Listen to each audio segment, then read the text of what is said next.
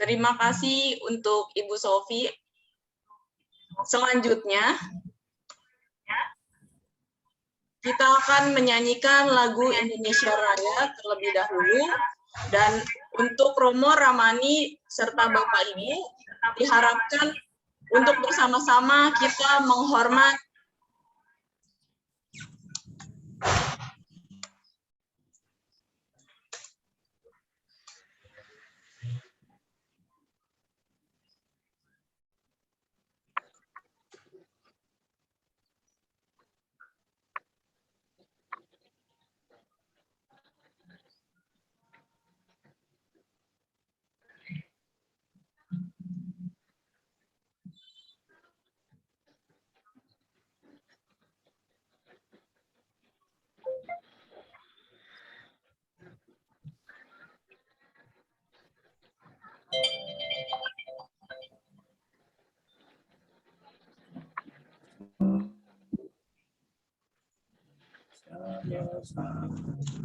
Indonesia bangsa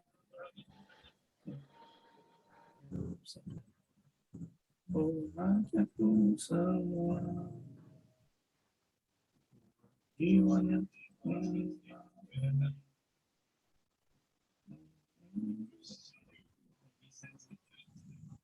dan itu ada tulisan stop prepositional Audi in.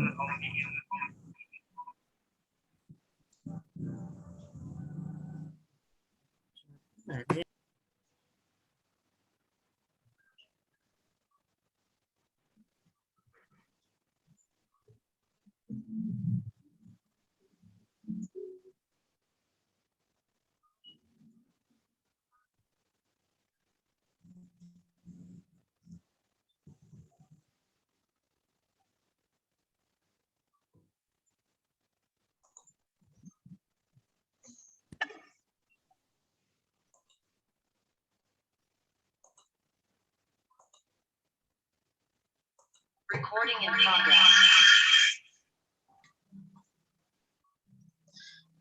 Oke, terima kasih. Selanjutnya, kita akan langsung saja. Sebelum kita mendengarkan pembabaran dari Romo Rudi, saya akan menjelaskan pemaparan biodata moderator yang akan memandu narasumber kita. Yang pertama, nama lengkap, Dr. Yuryani MPD. Tempat tanggal lahir, Tangerang 6 September 1969. Alamat Jalan Kelapa Puan, 25 Blok AG 10 nomor 3 Tangerang, Banten. Nomor handphone 08571 988 7819. Jabatan dosen dan ketua program studi pendidikan konseling Buddha. Dewan Akademik dan Guru Besar Dhamma Buddhis Universitas of Malaysia. Kemudian beliau juga menjabat sebagai bendahara umum di Perkumpulan Masyarakat Teologi Indonesia dan menjabat menjadi Sekretaris Jenderal Perkumpulan Buddhis Mahayana Indonesia. Selanjutnya, pengalaman dari moderator kita ini memiliki yaitu menjadi dokter teologi konseling dari Sekolah Tinggi Teologi Institut Keguruan Alkitab dan Teologi Jakarta. Kemudian ada menjadi dosen Sekolah Tinggi Agama Buddha Negeri Sriwijaya, Tangerang, Banten. Selanjutnya menjadi ketua program studi pendidikan psikologi konseling Buddha. Pengalaman selanjutnya menjadi Dewan Akademik dan Guru Besar Dharma Buddhist University of Malaysia. Dan yang terakhir, pengalaman menjadi Bendahara Umum Kumpulan Masyarakat Teologi Indonesia. Oke. Jadi ini adalah biodata dari moderator kita yang bisa kita panggil dengan sebutan Miss. Miss Yuri, apakah sudah siap untuk memandu narasumber kita Romo Rudi Aryajanto pada malam hari ini?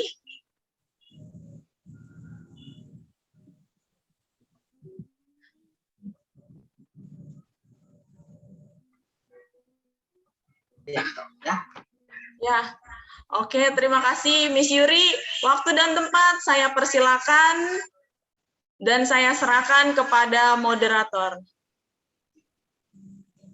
Terima kasih Maya Sari Putri, Bapak Ibu Saudara-saudara, khususnya para pengurus dari Forum Umat Buddha Banten Barat.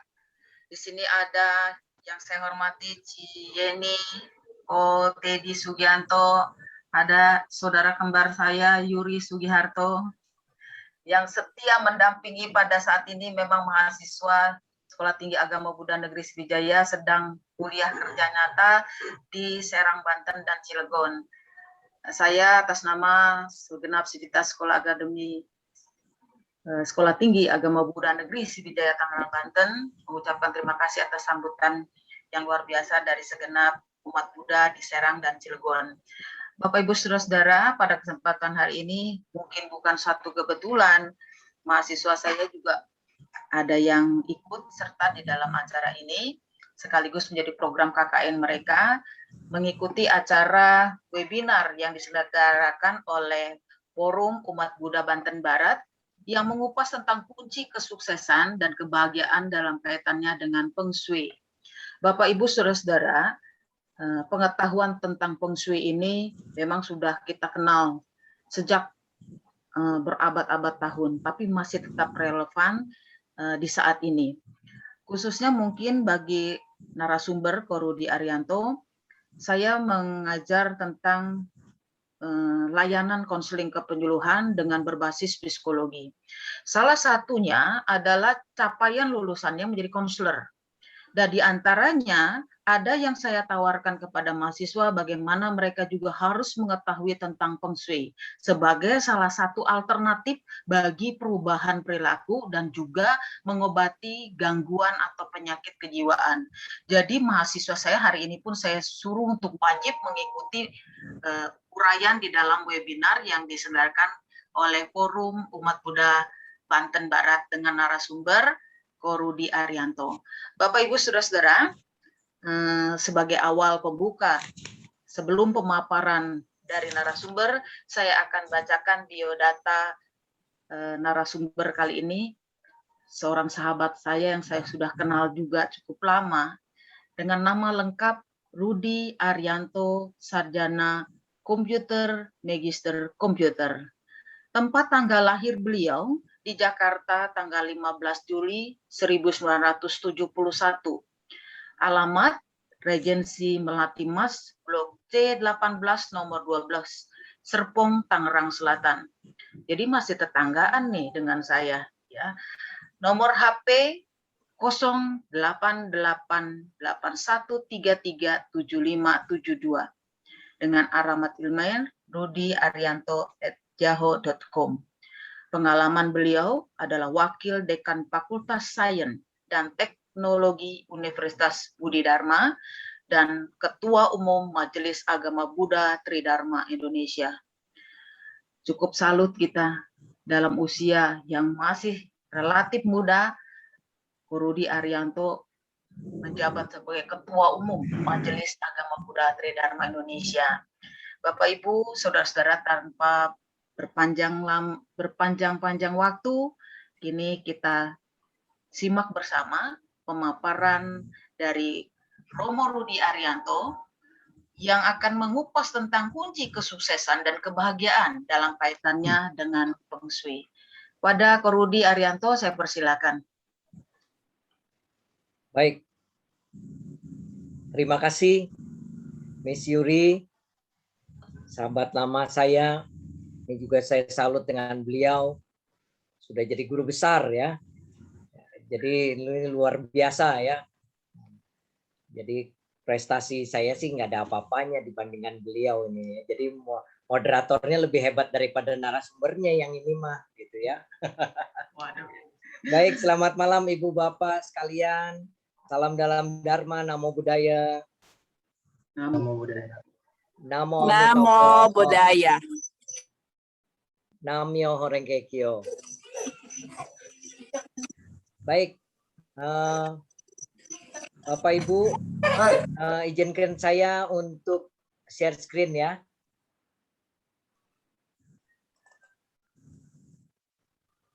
Sudah bisa terlihat? Sudah bisa terlihat? Masih muter. Belum terlihat di layar. Ya, sudah terlihat. By the way, ini saya suaranya putus-putus atau lancar? Lagi lancar ini, Mo. Lancar.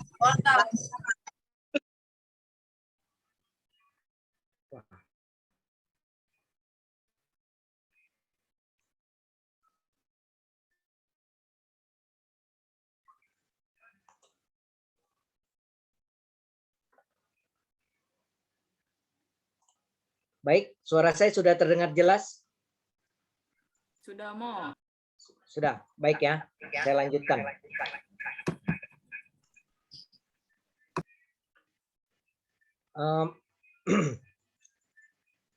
Bapak Ibu, terima kasih. Malam ini saya telah diberi kesempatan untuk menjadi narasumber. Ini temanya pinter ini yang Meli ya. Dari FUB gitu ya. Tentang kunci kesuksesan dan kebahagiaan berkaitan dengan Feng Shui. Bapak Ibu sekalian, setiap orang memang mau hidup bahagia dan sukses ya. Kalau orang ditanya mau gak hidup sukses, pasti semuanya mau hidup sukses. Ya, tidak ada orang yang mau hidup susah gitu ya. Semua mau hidup dengan sukses dan bahagia. Memang ada beberapa faktor kesuksesan dalam hidup. Yang pertama adalah ternyata dari hasil penelitian karakter merupakan persentase yang terbesar dari kesuksesan seseorang. Karakter di sini adalah sifat-sifat unggul, ya. Karakter-karakter unggul inilah yang membuat seorang menjadi sukses, ya, termasuk attitude-nya. Kemudian yang kedua adalah pendidikannya atau keahlian. Jadi keahlian atau pendidikan ini juga menjadi salah satu faktor kesuksesan. Kalau sekarang terus terang saja kalau orang tidak punya pendidikan rasanya sulit ya untuk bisa sukses hidupnya. Bahkan untuk hal-hal tertentu orang dituntut pendidikannya cukup tinggi. Kalau mau naik pangkat juga dituntut lagi supaya ada gelar yang lebih tinggi lagi. Nah, baru bisa naik pangkat. Kemudian yang ketiga, yang salah satu faktor kesuksesan hidup itu adalah pergaulan atau network. Pergaulan. Seseorang ini harus punya pergaulan yang bagus. Ya, network yang bagus, luas. Nah, ini menunjang kesuksesan hidupnya juga. Dan yang keempat, nah ini yang keempat ini yaitu hokinya bagus. Ya, hokinya bagus atau karma baiknya bagus. 4 faktor ini orang bisa sukses dalam kehidupannya. Tapi yang paling penting adalah karakter unggulnya, karakter baiknya. Karena banyak orang yang sudah mulai sukses tapi karena karakternya kurang bagus, akhirnya dia bisa jatuh. Ya, hancur kesuksesannya, bisa dia mulai lagi dari nol karena karakternya yang kurang bagus. Ya, contohnya misalnya kalau kerja tidak jujur begitu ya, maka dia bisa merusak karakternya sendiri begitu ya, merusak karirnya sendiri. Nah, ini 4 hal yang perlu kita ketahui bahwa ternyata 4 ini penunjang kesuksesan kita. Kemudian pertanyaannya, apakah Feng Shui berpengaruh pada kesuksesan dan kebahagiaan? Kira-kira bagaimana nih? Apakah berpengaruh? Ya, salah satu syair di dalam Manggala Sutta tentang syair berkah utama, Buddha Gautama mengatakan hidup di tempat yang sesuai berkat jasa-jasa dalam kehidupan lampau. Itulah berkah utama. Jadi kita punya tempat tinggal atau tempat dan sebagainya dalam kehidupan kita yang memang sesuai dan yang memang baik, itu karena jasa-jasa kehidupan lampau kita. Itu juga merupakan berkah utama. Nah, kalau kita berbicara tentang feng shui, bagaimana feng shui itu bisa mempengaruhi kesuksesan atau kebahagiaan seseorang? Sebelumnya kita akan melihat dulu arti kata dari feng shui, ya. Ya, feng shui ini sebetulnya adalah ilmu tata ruang atau topografi kuno dari Tiongkok. Ya, tentu Ibu Bapak sudah bukan asing lagi ya feng shui atau hong shui ini. Tapi banyak di masyarakat kita itu salah mengerti masalah feng shui. Dianggapnya kalau orang kuamnya gitu ya, orang meramal nasib, kemudian meramal masa depan, itu feng shui. Itu bukan feng shui. Kalau meramal nasib atau meramal masa depan itu bukan feng shui. Banyak orang berpikirnya meramal nasib itu feng shui. Bukan. Feng shui itu adalah ilmu topografi atau ilmu tata ruang. Ya. Kemudian ilmu tata ruang ini berhubungan dengan bumi, manusia, dan bangunan. Nah, inilah yang tiga hal ini nanti yang berhubungan dengan kondisi kehidupan seseorang, yang mempengaruhi kehidupan seseorang, ya. Mempengaruhi apa? Di sini dikatakan bahwa dari Tiongkok yang mempercayai bagaimana manusia dan langit, ya, serta bumi dapat hidup dalam harmoni untuk membantu memperbaiki kehidupan, menerima chi positif atau energi positif. Chi terdapat di alam sebagai energi yang tidak terlihat. Bapak Ibu, kenapa ini kita berbicara feng shui ini berbicara tentang chi yang bergerak atau energi yang bergerak? Karena unsur di dunia ini hanya dua ini yang bisa bergerak sendiri, Bapak Ibu, yaitu angin, feng, dan shui, air. Contoh misalnya, kalau Ibu air tumpah, maka secara otomatis air itu akan mengalir, akan bergerak. Betul ya? Kalau benda lain jatuh, dia begitu jatuh ya sudah diam di tempat. Tetapi air itu bisa bergerak, bisa mengalir. Makanya feng shui ini, angin dan air ini sebetulnya adalah ilmu menata masuknya angin atau chi ke dalam rumah dan mengatur air bersih dan air kotor di dalam rumah.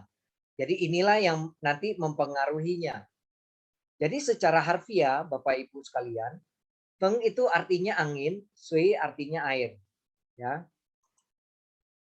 Inilah dua elemen yang tadi saya katakan bisa bergerak secara alamiah. Makanya kenapa disebutnya feng shui? Karena angin itu bisa bergerak sendiri, bisa bergerak secara alamiah, termasuk juga air. Kemudian feng shui, pengetahuan arsitek dari Tiongkok sejak kurang lebih 5.000 tahun yang lalu. Jadi ini adalah bukan ilmu baru, tetapi ilmu kuno yang kemudian sekarang menjadi ilmu yang umum. Kalau dulu ini hanya diturunkan dari guru ke murid saja, atau hanya orang-orang tertentu saja yang boleh mengetahui feng shui ini, terutama keluarga kerajaan. Tapi selain itu rakyat biasa ini tidak boleh mempelajari ini karena ini dianggap ilmu yang sifatnya rahasia. Itu dulu. Kalau sekarang ilmu yang sifatnya umum dan bisa dipelajari. Kalau teman-teman Ibu Bapak mempelajari feng shui ini tidak perlu harus meditasi, harus cai, harus segala macam begitu ya. Ini ilmunya adalah ilmu logika. Jadi Ibu Bapak, feng shui adalah ilmu logika. Jadi tidak ada yang tahayul di dalam feng shui ini. Ya, contoh yang tahayul apa? Oh, kalau tangga itu Romo mesti dibagi 4. Ya, karena apa? Lahir, tua, sakit, mati. Kalau dibagi 4, sisa 1 berarti bagus. Tapi kalau sisa 2 bagus. Kalau sisa 3 dan sisa 4 jelek. mati, ya tua dan mati gitu kan. Sisa 4 paling jelek mati gitu kan. Ini tahayul. Ya, kalau untuk feng shui untuk tangga yang seperti itu, tidak ada ilmu feng shui di dunia ini yang mengajarkan bahwa tangga harus dibagi 4 atau dibagi 5 gitu ya. Yang paling penting tangga adalah ganjil. Nah, logikanya di mana? Nanti kita diskusi ya. Nah, nanti ingetin saya tentang tangga ini ya. Nanti kita diskusi bagaimana logikanya tangga kenapa ganjil gitu ya. Baik, kita lanjutkan dulu. Feng Shui ini adalah teknik manajemen energi angin dan air. Jadi bukan ilmu gaib ya. Contoh misalnya kalau kita suatu hari berkunjung ke rumah kawan kita, kemudian kita duduk di ruang tamunya, begitu duduk tidak lama, aduh rasanya gerah sekali ya, panas sekali. Maka kesimpulannya energi angin atau feng di rumah itu kurang bagus. Jadi qi-nya tidak bergerak dengan baik. Ada juga kita datang ke rumah orang, rasanya adem banget ya masuk rumahnya begitu ya, padahal nggak pakai AC, nggak nyalain kipas angin, tapi begitu masuk rasanya adem rumahnya. Nah ini berarti qi di dalam rumah tersebut bagus. Nah biasanya energi yang kurang bagus atau qi yang kurang bagus itu mempengaruhi secara psikologi orang yang tinggal di rumah itu. Jadi betul kata Miss Yuri tadi bahwa ini bisa mempengaruhi karakter atau sifat orang yang tinggal di rumah itu. Ya, kalau rumah itu energi apinya cukup besar, tadi gerah sekali, maka biasanya orang yang tinggal di situ temperamennya pasti tinggi. Cepat marah, ya, cepat marah, emosinya tinggi, itu pasti. Makanya ahli feng shui kalau datang ke rumah orang, kemudian dia ngelihat rumah orang itu, langsung ahli feng shui-nya bilang, "Wah, di sini orang di rumah ini sering ribut ya, gini gini gini." Oh, orang kaget. Dari mana dia tahu ya? Ini suhu hebat loh. Bisa tebak saya suami istri sering ribut gitu ya, atau anak sering ribut. Dari mana dia tahu? Gampang. Taunya apa? Rumah kita itu panas. Energi apinya tinggi. Nah, itu sebetulnya tidak ada yang gaib. Semuanya bisa dibaca secara logika. Kalau orang yang belajar ilmu feng shui ini, Bapak Ibu. Jadi macam-macam. Jadi ada juga feng shui wajah. Ya, feng shui wajah.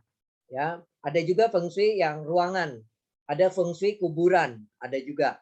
Jadi macam-macam feng shui itu sekarang berkembang begitu ya. Jadi kesimpulannya Bapak Ibu ini bukan ilmu gaib.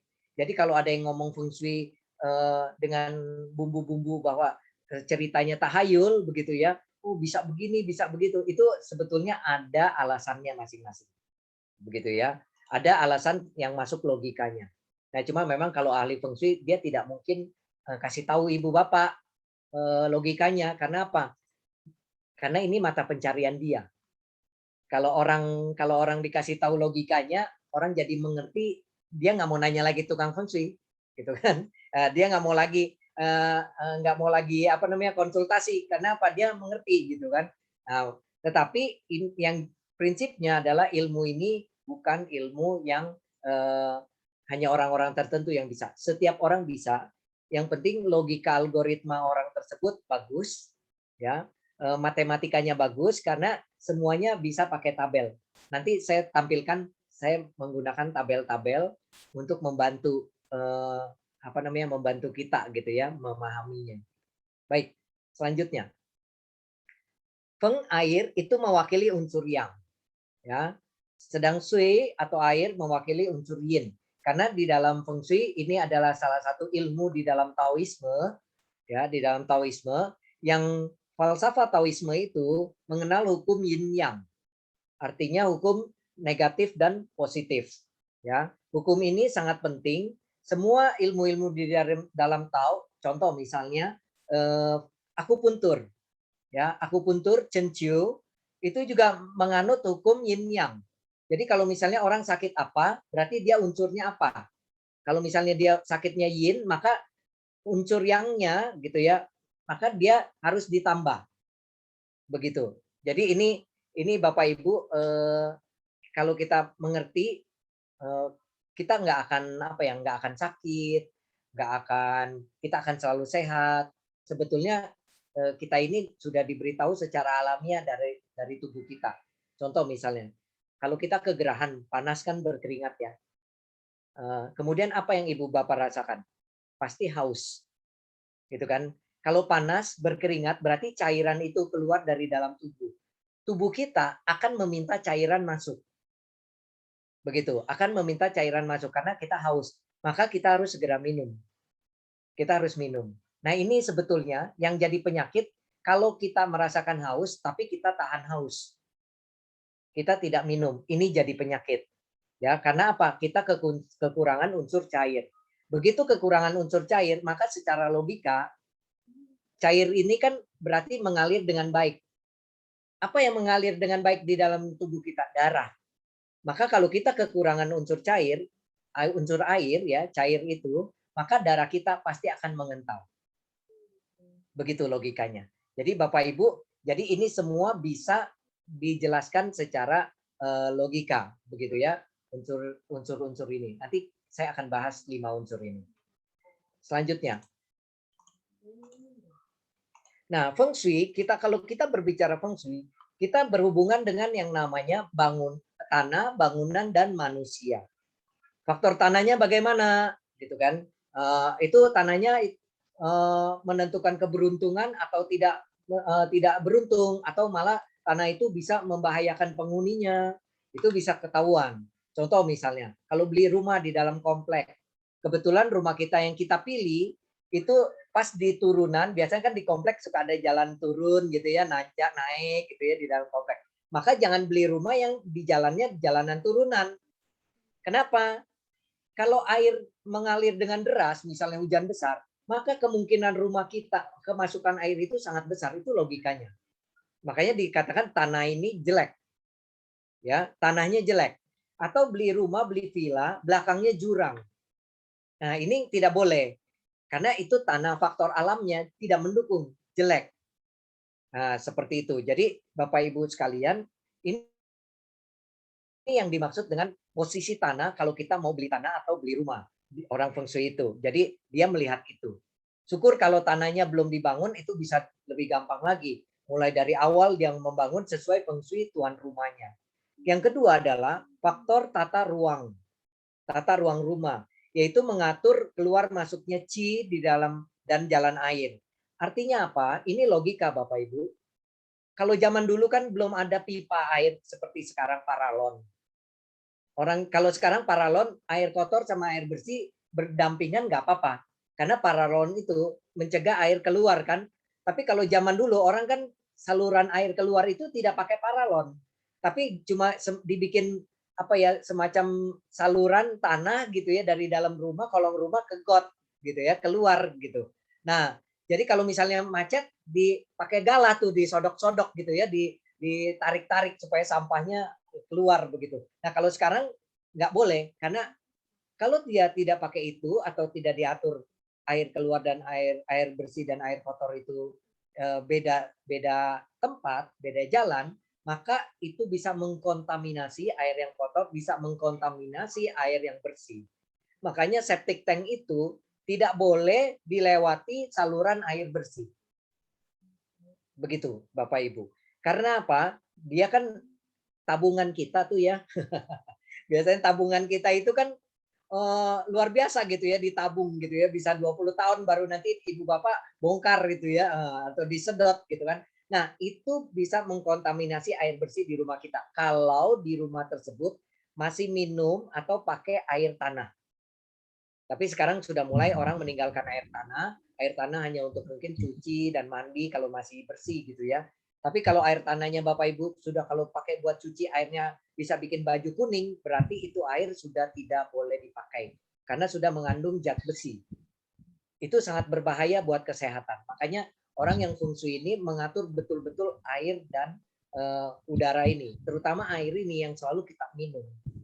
Jadi kalau ibu bapak tadi yang pertama milih tanah kalau beli rumah, yang kedua adalah kita harus tahu di daerah itu, di tempat itu, gitu ya, airnya bagaimana, airnya bagus atau tidak, itu paling penting karena vital ya hidup kita sama air, gitu kan, seperti itu. Dan jalannya air, artinya apa? Kita harus tahu dulu tanah itu bekas apa. Kalau di bawahnya bekas sungai, gitu ya, itu sebaiknya jangan dibeli. Karena apa? Pasti secara pondasi rumah itu menjadi tidak bagus. Gitu. Begitu dibangun, setengah tahun kemudian retaknya banyak. Karena pondasinya bergerak. Air di bawah sungai di dalam tanah, di bawah air itu jadi mempengaruhi pondasi rumah. Ya, kenapa akhirnya orang dulu bilang sumur nggak boleh ditutup? Ya, ada kan yang begitu ya, sumur nggak boleh ditutup, katanya begitu. Sebetulnya boleh ditutup, tapi bukan cuma ditutup atasnya, tapi diuruk. Ya, jadi diuruk, bukan ditutup. Kalau diuruk kan padat dia.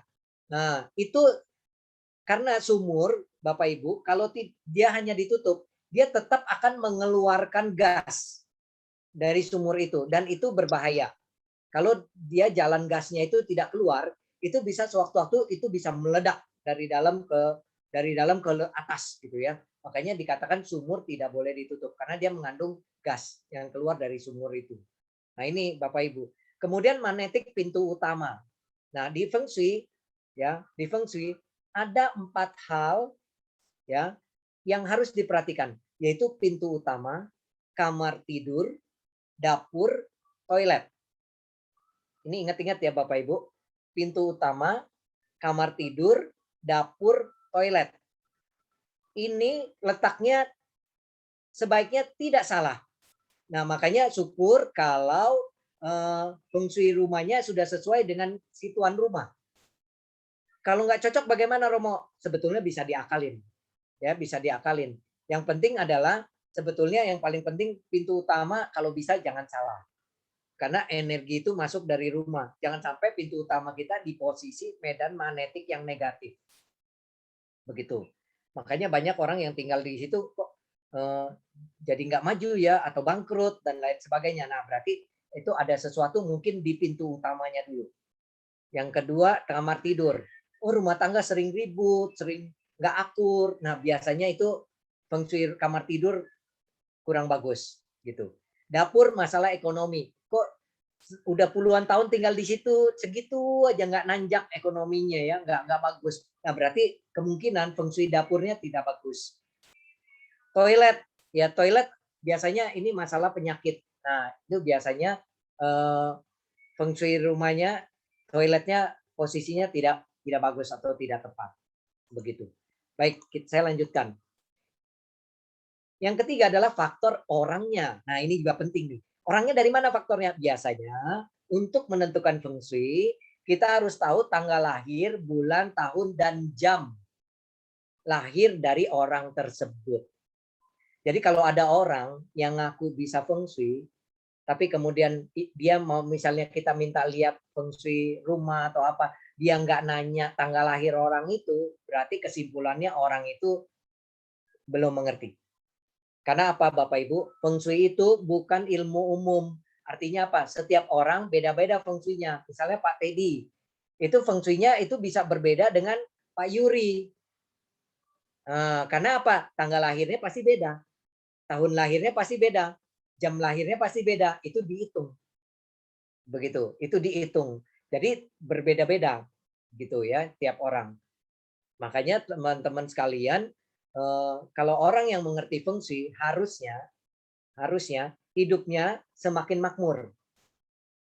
Ya, semakin tua semakin makmur harusnya. Jadi kalau ibu bapak ada orang kemudian bilang, "Oh, saya juga bisa Feng Shui," tapi orangnya hidupnya susah. Kalau menurut saya itu tukang tipu. Kenapa? Kalau yang dia bisa Feng Shui, dia pasti tolong diri dia sendiri dulu. Betul nggak? Ini kan logika ya. Kalau dia bisa Feng Shui, dia pasti tolong diri dia sendiri dulu. Gitu. Nah, kalau hidup dia makmur, kita lihat aja prestasi dia gimana, karir dia bagaimana, misalnya dia kerja, misalnya gitu. Atau ekonomi dia bagaimana. Nah, apakah semakin bagus? Apakah malah dia malah ambruk, malah jatuh gitu. Nah, berarti ada sesuatu, dia sendiri tidak bisa menolong dirinya gitu. Nah, ini berhubungan dengan sio dan unsurnya. Mengapa Bapak Ibu kita harus mengerti Feng Shui? Yang pertama, kita menyelaraskan dengan yang namanya kekuatan alam. Kalau di Tao dikatakan kita hidup harus sesuai dengan alam. Begitu ya. sesuai dengan alam. Artinya kita menyelaraskan diri dengan alam. Tujuannya buat apa? Yang pertama, kita menjadi sehat. Contoh nih, Bapak Ibu pergi ke misalnya ke Dieng, misalnya ke Dieng. Dieng kan sangat dingin ya. Dieng itu kan dingin sekali. Nah, Bapak Ibu pasti pada saat di cuaca dingin, di suhu udara dingin, Bapak Ibu pasti pakai jaket tebal. Betul nggak? Pasti pakai jaket tebal. Supaya apa? Bapak Ibu nggak kedinginan. Ini yang namanya kita menyesuaikan alam. Jadi bukan dingin itu kemudian orang buka baju, kemudian dia mandi gitu. Kalau ini malah sakit dia, malah kram malah dia ya. Nah, seperti itu. Itu bukan selaras dengan alam, bukan. Malah itu menantang alam. Kalau seperti itu. Artinya selaras dengan alam, artinya begitu. Dingin kita cari yang hangat. Panas kita cari yang dingin. Begitu kan ya? Bapak Ibu kalau kamar gerah, Ibu pasang apa? Bapak pasang apa? AC. Nah, pasang AC. Begitu pasang AC, wah enak lah, adem lah gitu ya. Apa namanya, hidupnya nyaman gitu ya. Tapi begitu lama-lama kedinginan, pakai selimut. Tadinya kan gerah, mau cari dingin. Begitu dingin mau cari panas lagi gitu kan. Nah, ini jadi kesimpulannya sebenarnya AC buat apa dipasang kalau masih pakai selimut, misalnya begitu ya. Tapi itulah kita selaras dengan alam. Begitu panas kita cari yang sejuk, begitu dingin kita pakai selimut supaya kita nggak sakit. Nah, demikian. Yang kedua, Feng Shui menyangkut dengan keselamatan. Jadi kalau orang yang tahu Feng Shui, ya tata ruang dan lain sebagainya, dia pasti mengerti tentang keselamatan. Contoh misalnya, orang katakan di dalam ilmu Feng Shui, kamar mandi dengan tangga itu tidak boleh berhadapan. Kamar mandi dengan tangga tidak boleh berhadapan. Kenapa, Bapak Ibu? Ini soal keselamatan. Kenapa? Kalau orang dari kamar mandi, kakinya kan basah. Kakinya kan basah biasanya ya, walaupun kesetan tapi nggak kering sama sekali kan. Nah, itu kalau dia langsung turun tangga, itu bisa berbahaya sekali, dia bisa terpleset dan jatuh. Itu logikanya. Kenapa tangga itu tidak boleh berhadapan dengan kamar mandi. Begitu. Kemudian Feng Shui menyangkut kesejahteraan. Dari mana Romo kok bisa sejahtera? Apa benar kalau rumah yang Feng Shui-nya bagus, orang bisa kaya, bisa sejahtera? Kalau misalnya Feng Shui-nya bagus, tapi orang yang nggak kerja tadi ya, attitude-nya nggak ada, karakternya jelek, malas, tetap biar Feng Shui bagus kayak apapun tidak bisa kaya. Gitu. Tapi kalau dia Feng Shui-nya bagus, otomatis kan dia sehat, dia kesehatannya bagus, dia bekerja dengan bagus gitu ya. Maka dia bisa mengumpulkan uang karena dia sehat, tidak pernah sakit, satu keluarga bagus kesehatan. Setahun, 2 tahun, 5 tahun, 10 tahun dia bisa kumpulkan dikit-dikit, lama-lama dia tambah kaya selama tinggal di rumah itu. Nah, inilah yang dinamakan orang bisa kaya kalau dia tinggal di Feng Shui rumah yang bagus. Ini logikanya begitu. Jadi bukan hari ini kita pindah ke rumah yang Feng Shui-nya bagus, 3 bulan kita kaya, nggak bisa. Nggak bisa begitu. Karena apa? Itu proses.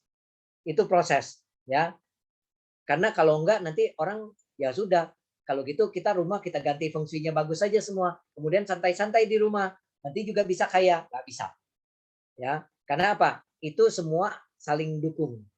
Ya. Kemudian yang keempat, banyak rezeki. Pasti. Karena apa? Karena ya dia sehat, kemudian dia sejahtera di situ ya. Orang lihat, wah hidupnya makmur, tambah kaya, tambah makmur, tambah sukses. Makanya Bapak Ibu, saya sarankan kalau ada rumah tua, lihat sejarah rumah itu. Kalau misalnya dulu rumah itu rumah popo kita atau ama kita punya rumah. Kemudian yang tinggal di situ semua anak-anaknya sukses. Kan anak-anak kalau sukses kan keluar rumah, beli rumah masing-masing kan. Nah, kalau nanti merenovasi rumah tua, jangan merubah bentuknya kalau bisa. Karena ini biasanya begitu dirubah bentuknya, maka akan berimbas kepada ekonomi yang di rumah itu. Jadi ekonominya berubah. Ya. Kenapa? Karena Feng Shui-nya sebetulnya sudah bagus di rumah itu. Berarti kalau sampai anak-anaknya itu bisa pada sukses dari rumah itu gitu kan. Bisa pada keluar sukses. Nah, berarti rumah itu Feng Shui-nya sudah cukup bagus. Demikian. Berikutnya. Nah, kita bicara tentang unsur. Ada 5 unsur, yaitu logam, air, kayu, api, dan tanah. Ya, 5 unsur ini ada di dalam feng shui, ya. Apa hubungannya? Kita lihat, ini hubungan yang selaras. Logam menghidupi air, air menghidupi kayu, kayu menghidupi api, api menghidupi tanah, tanah menghidupi logam. Artinya logam menghidupi air, ya. Itu berarti air yang bagus adalah air yang mengandung mineral, ya. Misalnya air mengandung mineral kan bagus ya, vitamin dan lain sebagainya. Nah, itu air yang lebih mahal. Coba air mineral, lebih mahal kan ya kemasannya ya. Nah, air mineral itu berharga begitu. Nah, itu dikatakan logam menghidupi air. Tahun ini kerbau logam. Tahun ini kerbau logam. Nah, musim hujan, unsurnya apa kalau musim hujan Bapak Ibu? Air. Maka siap-siap akhir tahun ini karena tahunnya logam, buntut kerbau itu menyabet dengan keras. Artinya apa? Banjir, bisa terjadi hujan yang hujan yang cukup besar gitu ya, hujan yang cukup besar. Artinya waspada daerah-daerah yang sering banjir. Nah, di akhir tahun. Ya, makanya ini logika kenapa bisa tebak. Kok orang bisa meramal ya Romo ya? Semuanya dari ini. Mempelajari ini. Kalau kita juga bisa mempelajari ini, menganalisa, pasti bisa. Nah, seperti itu Bapak Ibu. Ini kuncinya di sini jadinya, ya. Luar biasa nih leluhur kita ya. Kemudian air menghidupi kayu, pohon disiram air dia jadi tumbuh. Makanya dikatakan air menghidupi kayu. Begitu. Kemudian kayu menghidupi api. Api kalau ditambahin kayu kan tambah besar ya. Apinya tambah nyala kan. Nah, berarti kayu menghidupi kayu menghidupi api. Api menghidupi tanah. Tanah yang subur adalah tanah yang menghancur unsur hara atau yang menghancur unsur panas, mengandung unsur panas. Ya. Makanya tanah kalau mengandung unsur panasnya bagus, pohonnya tumbuh subur. Tapi kalau dikasih pupuk kebanyakan, pohonnya malah mati kering. Kenapa? Karena panasnya berlebihan, unsur apinya terlalu besar. Nah, seperti itu. Ya. Nah, tanah menghidupi logam. Semua benda material, ya, emas, logam, perak, tembaga, segala macam itu semuanya berasal dari tanah. Begitu ya. Makanya tanah menghidupi logam. Ini logikanya. Gitu ya. Kemudian yang kontradiktif, nah ini yang kontradiktif, gitu ya. Jadi logam merusak kayu, kayu merusak tanah, tanah merusak air, air merusak api, api merusak logam. Ya. Contoh, api merusak logam, logam kalau dibakar meleleh dia jadi cair. Jadi nggak ada bentuknya. Logam bisa merusak kayu, kayu ditebang pakai kapak, kapak dari logam. Maksudnya dia bisa merusak, gitu ya. Kayu merusak tanah, akar pohon itu bisa mendongkrak tanah. Tembok yang keras sekalipun bisa retak dengan akar pohon, dengan kayu. Jadi dia merusak tanah. Tanah merusak air, artinya air itu bisa dibelokin dengan tanah. Ya misalnya sungai gitu ya. Nah, itu kan sungai biasanya kan pinggir-pinggirnya kan tanah itu dibatasi. Jadi air nggak bisa lewatin batasnya. Jadi tanah itu mengendalikan air itu, ya. Kemudian air mengendalikan atau merusak api. Ya kalau ada kebakaran kan dimatiinnya oleh air ya. Jadi dia mengendalikan api, jadi dia merusak api. Ya, begitulah yang kontradiktif. Ini yang termasuk Qiong juga. Ilmu Qiong itu logikanya di sini Bapak Ibu. Jadi Qiong itu bukan cuma Sio. Jadi sekarang orang kebanyakan Sio ini Qiong, belum tentu. Misalnya contoh, tahun ini tahun logam. Dia Sio kerbau. Orang bilang kan Sio kerbau kan tahun ini Qiong. Nah, tapi dia kerbaunya ya, tahun ini adalah kerbau air. Maka walaupun dia susah tahun ini ibaratnya karena tahun ini tahun logam, dia sionya kerbaunya air. Logam kan menghidupi air tadi ya. Kalau saya balik nih, logam kan menghidupi air. Maka yang sio kerbau walaupun dia ciong tapi unsurnya air, orang itu nggak terlalu efek dengan ciong yang tahun ini. Istilahnya begitu. Jadi ada pelindungnya lah. Makanya Bapak Ibu, jangan langsung kita merasa takut kalau kita kena ciong.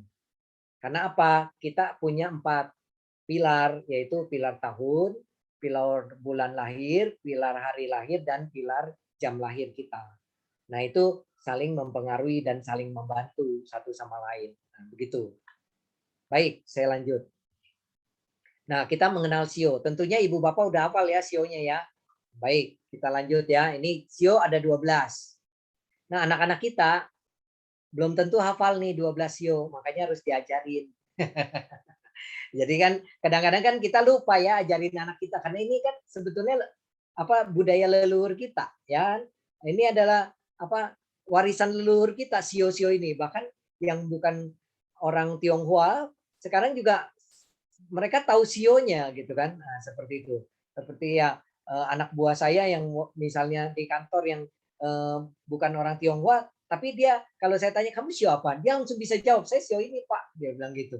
Nah, berarti mereka juga mengerti. Jangan sampai anak kita nggak mengerti malah gitu kan. Nah, dia cuma ngerti sio dia.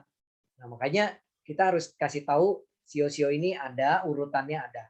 Tapi Bapak Ibu jangan cerita ini Sang Buddha suatu hari panggil 12 binatang disuruh lomba lari. Nah, ini salah. Nggak boleh ya cerita begitu. Itu nggak benar itu ya. Itu bukan begitu, sejarah sio itu bukan begitu. Ya, sio itu sejarahnya sebenarnya ini simbolik orang leluhur kita. Ini simbolik saja. Coba perhatikan, binatang ini semuanya ada di lingkungan. Contoh tikus ada di lingkungan. Harimau kan dikenal kalau di hutan gitu kan, ini ada harimau gitu kan. Naga ini lambang raja atau pemimpin gitu kan. Yang lain ini kebanyakan binatang-binatang yang ada di peternakan atau di sekitar rumah. Makanya supaya gampang pakai simbol-simbol. Banyak orang tua dia nggak tahu tahun lahir, tapi dia ingat sionya. Nah begitu dia kasih tahu Ape sio apa gitu kan. Oh saya sio kalau ditanya Ape lahir tahun berapa? Waduh saya nggak tahu lahir tahun berapa. Tapi saya sio kerbau. Nah berarti kita bisa hitung tahun dia berapa, umur berapa. Betul nggak? Nah itu kan seperti itu. Ini hebatnya leluhur kita. Jadi nggak perlu ngafalin tahun, tapi cukup ngafalin cap sionya. Nah, seperti itu. Cuma kalau kita berbicara feng shui, sio itu juga mengandung unsur-unsur. Nah ini saya sudah bikinin tabel. Makanya saya bilang feng shui itu kita belajar tabel-tabel sebetulnya, ya tabel-tabel di mana kita unsurnya apa, tahun berapa, unsur berapa. Contoh misalnya tadi Ibu Yuri, Miss Yuri lahir tahun 69. Kita lihat tahun 69, mana ini 69 ya, sebentar. Ibu Yuri berarti sio Ayam. Nah, sio ayam. Nah, sio ayam. Nah, Ibu Yuri sio ayam, ayamnya ayam tanah. Begitu, ayam tanah. Nah, biasanya kalau orang lahir di tahun tanah, ini dia akan bermasalah, kelemahannya adalah di pencernaannya. Ya, di pencernaannya. Pokoknya sekitar pencernaan, asam lambungnya mungkin tinggi gitu ya, ada masalah pencernaan, ususnya atau limpanya atau apanya di pencernaan itu.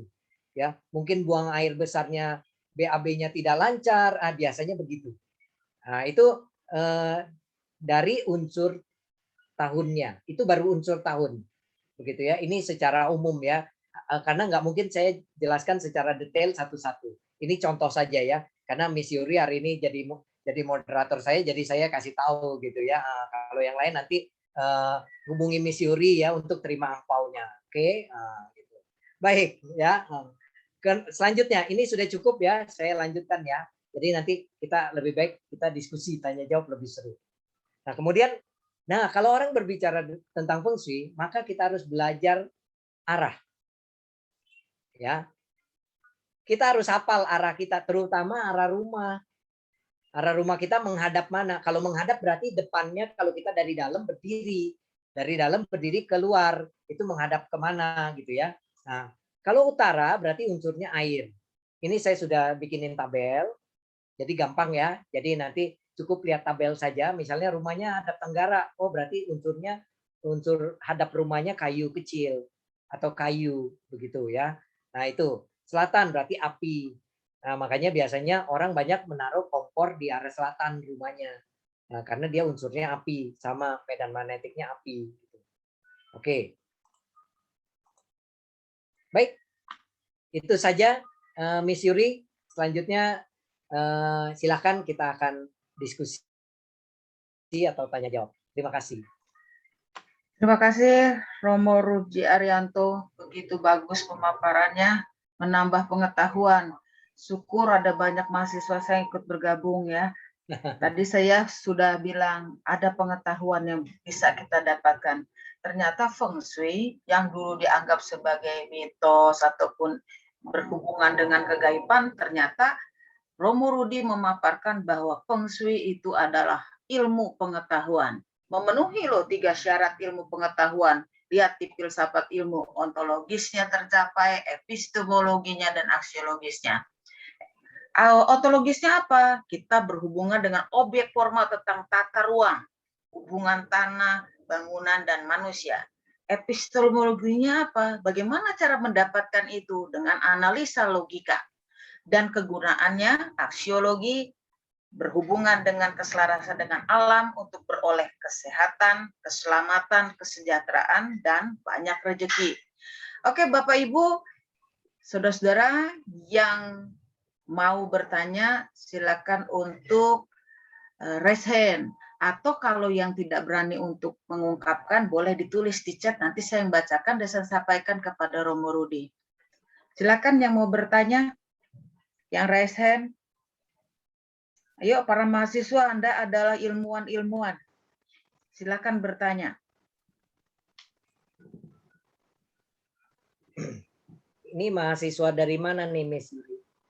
Banyak ya dari Sriwijaya. Oh ya. Nama budaya Romo. Oh ya, nama budaya. Kenapa tangga harus ganjil Romo? Oh, ya. Oh iya, itu hutangnya Romo tadi. Kenapa tangga harus ganjil? Baik, ya. Nah, begini logikanya, ya. Jadi logikanya kenapa tangga harus ganjil? Saya mau tanya nih, kalau kita naik tangga, kaki apa dulu yang biasa kita gunakan pada saat injakan pertama naik? Kaki apa? Kanan. Kanan. Oke. Kaki kanan adalah kaki paling kuat badan untuk kaki kita mengangkat badan kita. Begitu tangga pertama kita injak, berarti itu adalah langkah pertama, ganjil. 1 kan? Betul nggak? 1, kanan. Berarti yang kedua, kiri. Genap, kiri. 3, ganjil, kanan lagi. 4, kiri lagi. 5, kanan lagi. Nggak mungkin kanan. Berarti jingkring dia naik ke tangganya gitu ya. Lompat-lompat gitu ya. Nah, pasti kanan, kiri. Nah, pada saat yang terakhir itu harus ganjil, saya katakan sampai yang terakhir paling atas tuh yang datar itu ya, lantai 2-nya itu harus ganjil. Berarti kalau ganjil berarti kaki apa? Kanan. Nah, kaki kanan itulah yang mengangkat terakhir badan kita ke atas ke lantai 2 itu, sehingga kita tidak akan terbalik atau tidak akan jatuh ke belakang lagi. Kalau kaki kiri kita tidak lebih kuat, orang bisa jatuh ke belakang. Makanya orang dikatakan nggak boleh sisa 4, nggak boleh. Kalau sisa 4 berarti genap. Betul nggak? Nah, biasanya disuruh sisanya ganjil. Makanya kenapa itu logikanya tangga itu baiknya ganjil. Karena kaki kanan kita lah yang berfungsi untuk mengangkat badan dan mempertahankan keseimbangan badan pada saat di tangga terakhir itu. Jadi kita kuat angkat badan kita. Gitu. Begitu Pak Teddy logikanya. Baik. Ya, terima kasih Romo. Ya. Pertanyaan sudah dibuka dari Ko Teddy. Bagi Bapak Ibu yang bertanya silakan raise hand, atau kalau tidak raise hand bisa menuliskan di chat Bapak Ibu, silakan.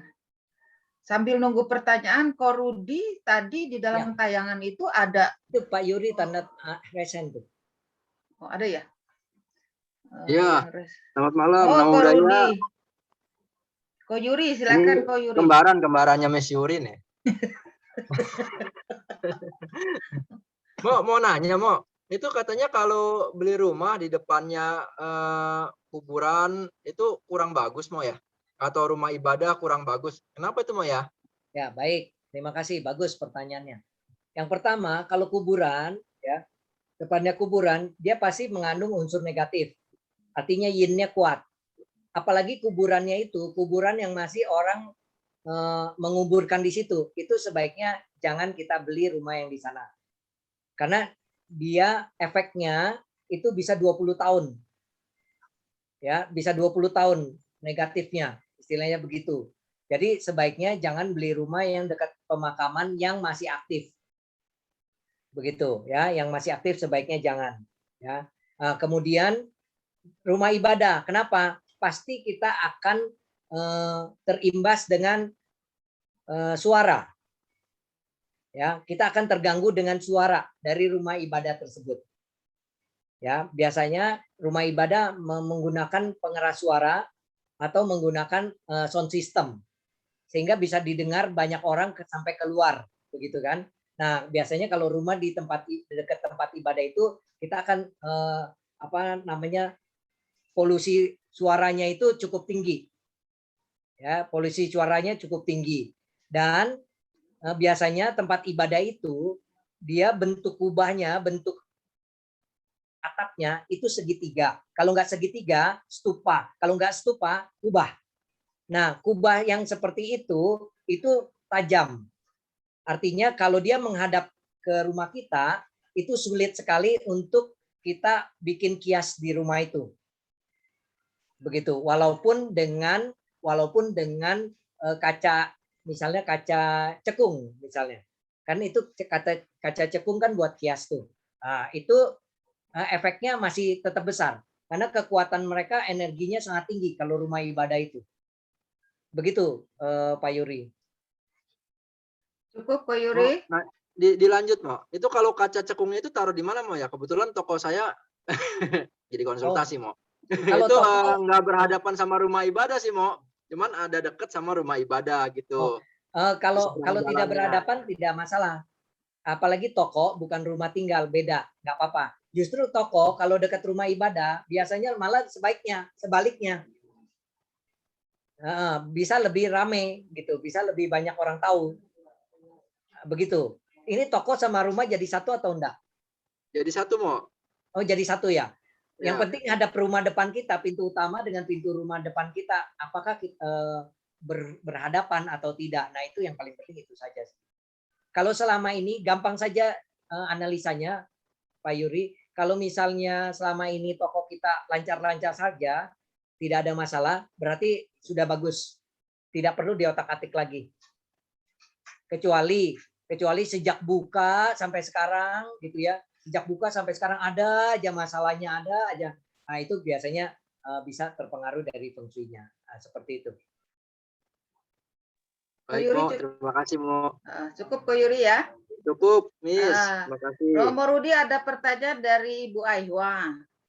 Oh ya. Namo budaya pautannya, rumah warisan orang tua yang sudah dihitung dengan baik feng shui-nya, apakah akan baik juga untuk kita sebagai anak-anaknya?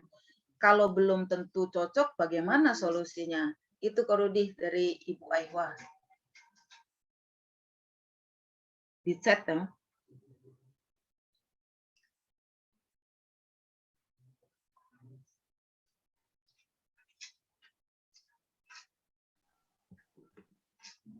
Halo, sorry Bu Yuri, tadi signalnya kurang bagus. Diulangi lagi pertanyaannya. Iya. Robo Rudi ada pertanyaan dari Ibu Aihwa. Rumah warisan orang tua yang sudah dihitung dengan baik feng shui-nya, apakah akan baik juga untuk kita sebagai anak-anaknya? Kalau belum tentu cocok, bagaimana solusinya? Itu Ko Rudi. Yang pertama jawabannya belum tentu. Belum tentu cocok buat anaknya. Karena dulu dihitung atas tanggal lahir dari orang tua. Itu pasti beda dengan tahun lahir anaknya, udah pasti gitu kan. Tanggal lahir pasti beda, jam lahir pasti beda. Makanya dihitung lagi aja sebaiknya, saran saya nanti dengan tanggal lahir tuan rumah atau yang tinggal di situ. Gitu ya, yang mencari nafkah di rumah itu dihitung. Nanti kalau misalnya ada ketidakcocokan, itu yang salah satu caranya ya bisa kita akalin, kita kias, atau dibongkar kalau sudah terpaksa begitu. Tapi kalau sistemnya saya menghindari bongkar. Kalau bisa diakalin. Kalau bisa, misalnya begitu. Ya, makanya saya katakan bahwa setiap orang feng shui-nya berbeda. Makanya kalau biarpun orang tua ke anak belum tentu cocok. Makanya kebiasaan anak setelah menikah dia keluar rumah. Maksudnya apa? Supaya dia juga bisa punya rumah yang sesuai dengan fungsinya dia. Maksudnya begitu leluhur kita. Ya, supaya anaknya ini bisa makmur, bisa berkembang. Maksudnya begitu. Tapi kalau di rumah tua berarti kita harus cocokin feng shui kita dengan feng shui yang orang tua. Mana yang cocok, mana yang nggak cocok. Nanti bisa dilihat. Saran saya gitu saja. Ya, itu saja dulu. Baik, terima kasih. Oke, begitu ya, Ibu Aihwa. Berikutnya ada pertanyaan dari Pak Richard Leo. Namo Buddhaya Romo, mau tanya, saya kan Sio Naga. Nah, Oke. kalau Sio Naga cocoknya sama Sio apa ya? Itu Robo. Ya, ya. Ini boleh dijawab nih ya. Ini bukan kita bukan temanya jodoh nih. Feng Shui ya. Tapi nggak apa-apa deh ya. Sio naga ya. Cocoknya sama sio apa gitu ya. Yang penting naganya berduit. Sama sio apa juga cocok. Kalau naganya bokeh sama sio apa nggak cocok ya. Itu paling penting ya. Itu. Tanya dah Miss Yuri tuh, dia udah dokter tuh. Bener nggak tuh ya? Kalau sio apa juga kalau suaminya kerja punya duit banyak nggak ciong. Tapi begitu suami nggak kerja nggak punya duit, meyo cien meyo ai katanya. Ya, jadi ciong gitu ya. Nah, jadi Bapak Ibu jangan terpatok juga dengan sio ya untuk mencari jodoh. Nanti jadi sulit sekali jadi sulit sekali untuk mendapatkan jodoh yang cocok dan ideal. Karena kita harus punya keyakinan bahwa kita punya karma jodoh. Begitu, kita punya karma jodoh. Biarpun misalnya sionya beda 3 tahun, tapi kalau karma jodohnya bagus, dia bisa menikah tuh. Jadi jangan dipikirkan. Paling penting adalah unsurnya. Unsurnya dari sio ini, gitu. Unsurnya dari sio ini. Ya, makanya Bapak Ibu, ada orang yang dia nggak hap gitu ya, tapi unsurnya hap. Nah, itu jodohnya jadi panjang. Gitu, jodohnya jadi bagus. Jadi jangan terlalu memikirkan itu, tapi kalau saya ditanya, kalau yang sio naga itu bagus dengan sio apa? Ya. Boleh, itu dihitungnya bisa 2 tahun 2 tahun. Ya, kecuali tahun ke-6. Itu dikatakan karena unsurnya juga berbeda, ciong besar. Tetapi juga jangan ini ya, jangan berpikir sempit. Kalau misalnya dia sudah berpacaran atau sudah tinggal menikah, tapi kemudian baru tanya ini cocok apa enggak, itu jangan sampai begitu. Karena itu kalau ilmu meramal dari Pace, kalau itu Pace ya, bukan Feng Shui ini ya. Kalau itu dari Pace atau PG, itu dia cuma 2 jawabannya, cocok atau nggak cocok. Jadi nggak ada istilah lumayan gitu, nggak ada istilah ini boleh lah, lumayan lah gitu, nggak ada. Cocok atau nggak cocok. Makanya kalau misalnya udah cocok, jangan nanya-nanya, mendingan begitu. Kalau nanya nanti malah jadi nggak cocok. Gitu. Jadi curiga gitu, wah ini nggak cocok nih dulunya begitu. Jadi sebaiknya kalau udah menikah jangan nanya, Romo saya udah menikah 40 tahun nih, kira-kira cocok gak ya sama suami saya? Nah udah punya cucu kok nanya cocok atau enggak gitu kan, ya nggak usah gitu ya. Nah, udah pokoknya jalanin aja kehidupan kita dengan baik gitu kan. Nah, seperti itu. Nah jadi kalau naga tadi misalnya dia tanya nih, naga cocoknya dengan apa? Dengan sio boleh ya, dengan sio monyet boleh ya, kemudian dengan sio tikus boleh ya, dan dengan sio harimau boleh. Nah itu. Tapi kalau yang mau cocok sekali nih, berarti beda 4 tahun. Berarti naga cocoknya dengan sio monyet dan sio tikus. Begitu. Ya. Itu jawaban kalau misalnya mau cocok benar. Kan nggak mungkin nungguin jodoh, nyari jodohnya sampai benar-benar ditanya sio. Padahal naksir begitu beda. Itu jangan sampai begitu menurut saya. Nah, Terima kasih Romo Rudi. Selanjutnya nih masih ada yang nanya tentang sio. Namo Buddhaya Romo Rudi, saya mau tanya kalau sio babi jodohnya sama sio apa? Masih tentang sio Romo Rudi. Kayaknya nih nanya nih anak-anak muda nih kayaknya yang mau nyari pasangan nih. Iya, boleh. Sio babi cocoknya dengan sio kelinci dan sio kambing. Ya, dengan sio harimau juga boleh. Ya, dengan sio harimau boleh. Oh, Romo nanti dimakan harimau gitu. Itu kan sio, gitu kan. Bukannya beneran harimau sama babi ya, pasti babinya yang dimakan gitu ya. Nah, jadi itu hanya simbolik saja gitu ya, simbolik saja. Ada loh cerita teman saya pacaran ya. Nah, pacarnya ini sio macan, ceweknya. Nah, dia orang Medan. Kebanyakan orang Medan nggak mau punya mantu perempuan sio macan. Kenapa? Dianggapnya nanti makan suami. Begitu. Ya, suaminya mati duluan gitu kan, dianggapnya begitu nih. Nah, jadi teman saya bingung, dia tanya saya, "Aduh, Ruth, gimana nih ya? Udah pacaran gitu ya, udah cinta banget. Sionya macan, nanti kalau dibawa ke rumah nih, mama pasti nanya nih, lu siapa?" gitu kan. Nah, saya bilang, gampang, nanti kamu bilang aja, sio kelinci, selesai urusan, saya bilang gitu. Bohong dong, nggak apa-apa. Nanti kan kalau udah menikah mah udah punya anak, dia terima kok, saya bilang begitu. Karena apa? Sebetulnya itu sio itu hanya simbol saja. Jadi begitu. Jadi akhirnya benar tuh ke rumah di rumah pacarnya, dia ditanya sama calon mertuanya, "Kamu siapa?" Karena udah di training gitu ya sama pacarnya, kalau ditanya mama, "Sio kelinci." Ya, "Sio kelinci," dia jawab. "Oh ya ya ya ya." Akhirnya menikah. Udah punya anak, setelah punya anak mamanya tahu ya sudah, udah punya cucu mau apa lagi gitu kan. Seperti itu. Dan teman saya juga hidup sampai sekarang gitu kan. Dia tanya saya, "Memang kalau sio saya kalau sio dia dengan sio macan nanti bisa dimakan ya sama macan?" Saya bilang, "Kalau kamu menikahnya sama macan betina, harimau betina, kamu pasti mati seminggu kemudian," saya bilang gitu. Karena kamu beneran dimakan, gitu kan. Tapi kan kamu menikahnya sama orang yang sio macan, saya bilang gitu. Jadi bukan harimau, kamu nggak akan mati. Nah itu begitu. Kadang-kadang ya memang salah kaprah di sini, orang berpikirnya yang sio macan, wah orangnya kayak macan, galak. Ada teman saya macan tapi diem aja. Nah, ada juga tuh macan pendiam ya. Orangnya baik, diem, sabar gitu ya. Seperti itu. Nah, itu jadi begitu. Kalau yang tadi pertanyaannya sio babi berarti cocok ya dengan sio kerbau, boleh nggak? Boleh. Ya. Kemudian sio harimau juga boleh. Dengan sio kelinci boleh. Dengan sio kambing boleh. Gitu ya. Oke, itu jawabannya. Nanti tergantung dari unsurnya tadi, bertentangan nggak unsur kita walaupun sionya cocok. Misalnya contoh, yang nanya nih sio babi, dia babinya babi logam misalnya. Tapi pacarnya sio kelinci, kelincinya kelinci kayu. Maka dalam kehidupan rumah tangganya nanti pasti istrinya itu nurut sekali sama dia. Karena istrinya kalapor gitu. Atau sebaliknya, istrinya itu unsurnya yang menjadi musuh suaminya nih sio babi, babinya babi air. Babi kelinci air. Tapi kan mati sama air. Itu pasti suami takut istri. Udah pasti. Itu bisa ditebak. Itu pasti.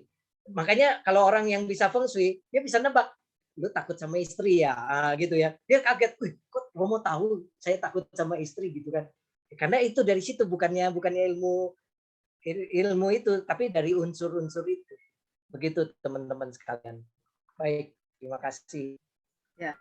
Kemudian tadi masih dari Richard Lee yang tanya tentang sio naga, Richard Lee bertanya lagi, "Romo, saya mau tanya, saya pernah dengar kalau bangun rumah tangga nggak boleh ngadep pintu utama.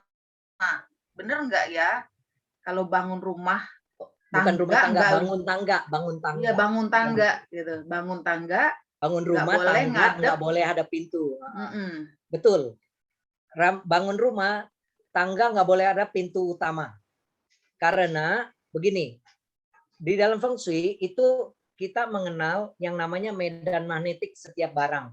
Makanya kita jangan tidur kepala kita misalnya di ranjang ada sudut. Nah, misalnya sudut lemari, meja rias kita. Nah, sudutnya itu menghadap kepala kita. Pasti orang yang tidur di situ pasti sering sakit kepala. Karena medan magnetiknya itu menancap. Jadi tajam, medan magnetiknya tajam itu ke arah kepala. Begitu, medan magnetik benda itu. Makanya di feng shui itu mengenal itu. Di sini ada Ibu ini enggak? Acun. Ada nih ya, Bu Acun. Ada Ibu Acun ada. Ya. Cik Acun. Si Acun pernah konsultasi nih rumahnya sama saya. Nah, waktu itu anaknya yang paling kecil sering sakit kepala. Sering sakit kepala, padahal masih kecil gitu kan. Nah, begitu saya ke sana, saya melihat bahwa ternyata ada sudut yang menghadap pas dia tidur kepalanya di situ. Makanya saya waktu itu saya sarankan untuk pindah, ya pindah tidurnya. Nah, Ciacun masih ingat dulu saya kasih saran begitu, ya, ya. Di unmute Ciacun, di unmute. Di unmute, suaranya nggak keluar, Ciacun. Ya, ya Romo, ya benar. Masih ingat ya? Ingat, Dulu ingat. si kecil ya, masih kecil dia. Ya. Terus dipindahin nggak? Ya, udah pindah semua Romo. Udah pindah ya? Udah Masih pindah, sakit pindah. kepala sejak pindah? Enggak lagi? Enggak lagi. Itu Enggak, ya dia. udah enggak. Nah itu dia Omitofo. Jadi Makasih ya Romo ya. ya sama-sama ya. Yes. Ya. Jadi itu Romo kemarin salah di Serang satu. ya? Kenapa? Romo kemarin di Serang. Betul, saya kemarin di Serang. Aduh, saya lupa. Ya nggak apa-apa, ya. Baik. Next time ya. Ya, baik ya. Jadi itu salah satu contoh. Ini kalau saya kan ada bukti ini lebih enak ya ngomongnya ya. Kebetulan ada Ciacun nih di sini nih. Dulu dia konsultasi gitu ya. Anaknya sering sakit kepala. Ternyata itu penyebabnya. Nah, itu. Jadi benda itu punya medan magnetik juga. Makanya kalau rumah di depan kita atapnya itu segitiga begini, kan ada rumah yang segitiga begini atapnya tuh depannya menghadap rumah kita. Maka kita harus pasangin kaca cekung. Ya, seperti itu rumah kita. Ya, atau kaca cembung. Nah, itu demikian. Karena dia menusuk gitu, menusuk ke arah rumah kita bangunannya itu. Nah, itu teman-teman sekalian itu termasuk juga benda itu. Jadi, kalau tangga sifatnya seperti gergaji, bisa kita bayangin satu aja sudah punya medan magnetik begitu kuat, apalagi tangga yang banyak sudut. Banyak sudut menghadap pintu utama yang energinya itu masuk dari pintu utama. Ini pasti dia akan memotong semua energi yang masuk. Artinya jadi jelek energinya. Energi bagusnya jadi jelek. Makanya sebaiknya tangga tidak boleh menghadap pintu utama kalau bangun. Kalau sudah terlanjur gimana Romo? Kan nggak mungkin dibongkar. Akalin saja dibikin sekat. Jadi tangganya itu ditutup pakai sekat apa gitu ya. Supaya pada saat orang masuk dari pintu utama nggak lihat tangga. Pakai sekat gitu. Atau bikin partisi sedikit. Supaya nggak kelihatan tangga. Begitu Bu Yuri. Ya. Baik Romo, selanjutnya tadi yang bertanya Sio Babi cocok dengan apa masih bertanya lagi. Ya. Romo kalau ketemu jodohnya tapi pasangannya nggak percaya diri bagaimana? Gitu Romo. Wah kalau itu mesti Miss Yuri yang jawab. Kalau itu mesti Miss Yuri yang jawab. Iya. Orang psikologi yang jawab deh ya. Miss Yuri itu bisa jawab gitu ya. Kalau dijawab sama Feng Shui nggak ada jawaban soalnya. Karena apa? Itu bukan masalah Feng Shui. Itu bukan masalah Sio. Kalau nggak percaya diri itu Sio apa aja bisa nggak percaya diri. Nah itu. Jadi kalau nggak percaya diri ya harus dibangun secara karakternya untuk bisa percaya diri. Mungkin nanti Miss Yuri lah yang bisa jawab kali ya. Mungkin dikasih tipsnya. Silakan Miss Yuri ya. Nah, kalau ini kan nggak bisa dijawab pakai Sio ya. Karena Sio apa juga bisa aja nggak percaya diri. Nggak percaya dirinya apa dulu nih? Mesti jelas dulu nih pertanyaannya. Ya. Ya, jadi Saudara Ricky Jin, tadi benar Romo mengatakan faktor apa yang menyebabkan dia tidak percaya diri. Tapi paling tidak saya memberikan tips saja. Ya, tips saja bahwa setiap orang lahir mempunyai kelebihan yang tidak dimiliki oleh orang lain. Jadi tidak boleh tidak percaya diri. Tidak sama loh. Tiap orang punya kelebihan yang tidak dimiliki oleh orang lain. Itu sama seperti sidik jari. Ya tidak ada sidik jari yang sama. Paling tidak itu ya, Saudara Riki, nanti kalau misalnya mau berbincang-bincang dengan saya atau ke meja konsultasi, saya boleh ke Sriwijaya ataupun nanti boleh meng-add nomor HP saya lewat Ibu Saryanti selaku panitia gitu ya. Itu ya Rudi. Nah ini kan ini bukannya ruangan saya, ini ruangannya Romo Rudi loh. Ya, bagi meningkatkan kepercayaan diri, menghempaskan rasa kecemasan itu ada, itu ruangnya saya. Ya, ini ruangannya Romo. Jadi paling tidak itu aja, Saudara Rudicin ya. tidak boleh orang tidak percaya diri karena tiap orang mempunyai kelebihan yang tidak bisa dimiliki oleh orang lain. Itu pasti. Ya. Itu udah ada hukumnya gitu ya. Ya, karena masalah percaya diri itu masalah psikologis karakter. Ya, masalah karakter jadi tidak bersangkut paut dengan sio. Jadi sio apa juga bisa aja nggak percaya diri gitu ya. Nah, seperti itu. Jadi tidak ada sangkut pautnya dengan sio. Ya nanti silakan saja. Kalau masalah yang psikologi itu Miss Yuri lebih pakar daripada saya. Oke, Bapak Ibu masih ada? Dari chat sudah selesai nih. Ini Ko Yuri ada raise hand lagi. Oh, masih resen lagi. Iya, Mo. Saudara kembar saya memang aktif bertanya dia. Waktu sekolah juga termasuk anak yang pintar dan aktif, tapi bukan hiperaktif. Silakan Ko Yuri. Iya, ini mau nanya. Tadi kan katanya kan kalau seumpama misalnya orang tua kita, rumah orang tua kita, rumah kuno itu misalnya udah menghasilkan anak-anak yang sukses dan pindah keluar. Nah, apabila akan direnovasi atau dirubah itu sebaiknya harus melihat, tadi Romo bilang agar kalau gimana tadi Mo ya, bisa mempengaruhi kesuksesan anak-anak yang sudah keluar dari rumahnya gitu Mo. Seperti itu ya Mo ya? Begini. Sebaiknya kalau merenovasi rumah tua jangan merubah bentuk. Ya, jangan merubah bentuk, sebaiknya begitu. Ya, jangan merubah bentuk. Karena banyak pengalaman karena dirubah bentuknya seperti itu juga berimbas kepada anak-anaknya, cucunya. Ini juga kita nggak bisa apa ya, juga nggak bisa mengatakan bahwa dari mana logikanya. Mungkin juga pas kebetulan karma anaknya dan cucunya ini juga pas lagi berbuah juga gitu kan, seperti itu. Tetapi sebaiknya jangan merubah bentuk karena apa? Dari rumah itu sudah terbukti bahwa bisa menghasilkan atau apa ya, menghasilkan anak-anak yang sukses gitu kan. Nah, seperti itu. Jadi kadang-kadang kan kalau anaknya sukses lihat rumah mamanya, aduh kayu udah tua, ini dibikin modern aja begitu kan. Nah, seperti itu. Nah, sebaiknya jangan, karena begitu dibikin modern, mamanya jadi sakit-sakitan tinggal di rumah itu. Nah, karena apa? Itu feng shui rumahnya sudah cocok sama mamanya atau sama papanya. Nah, jadi sebaiknya jangan merubah bentuknya.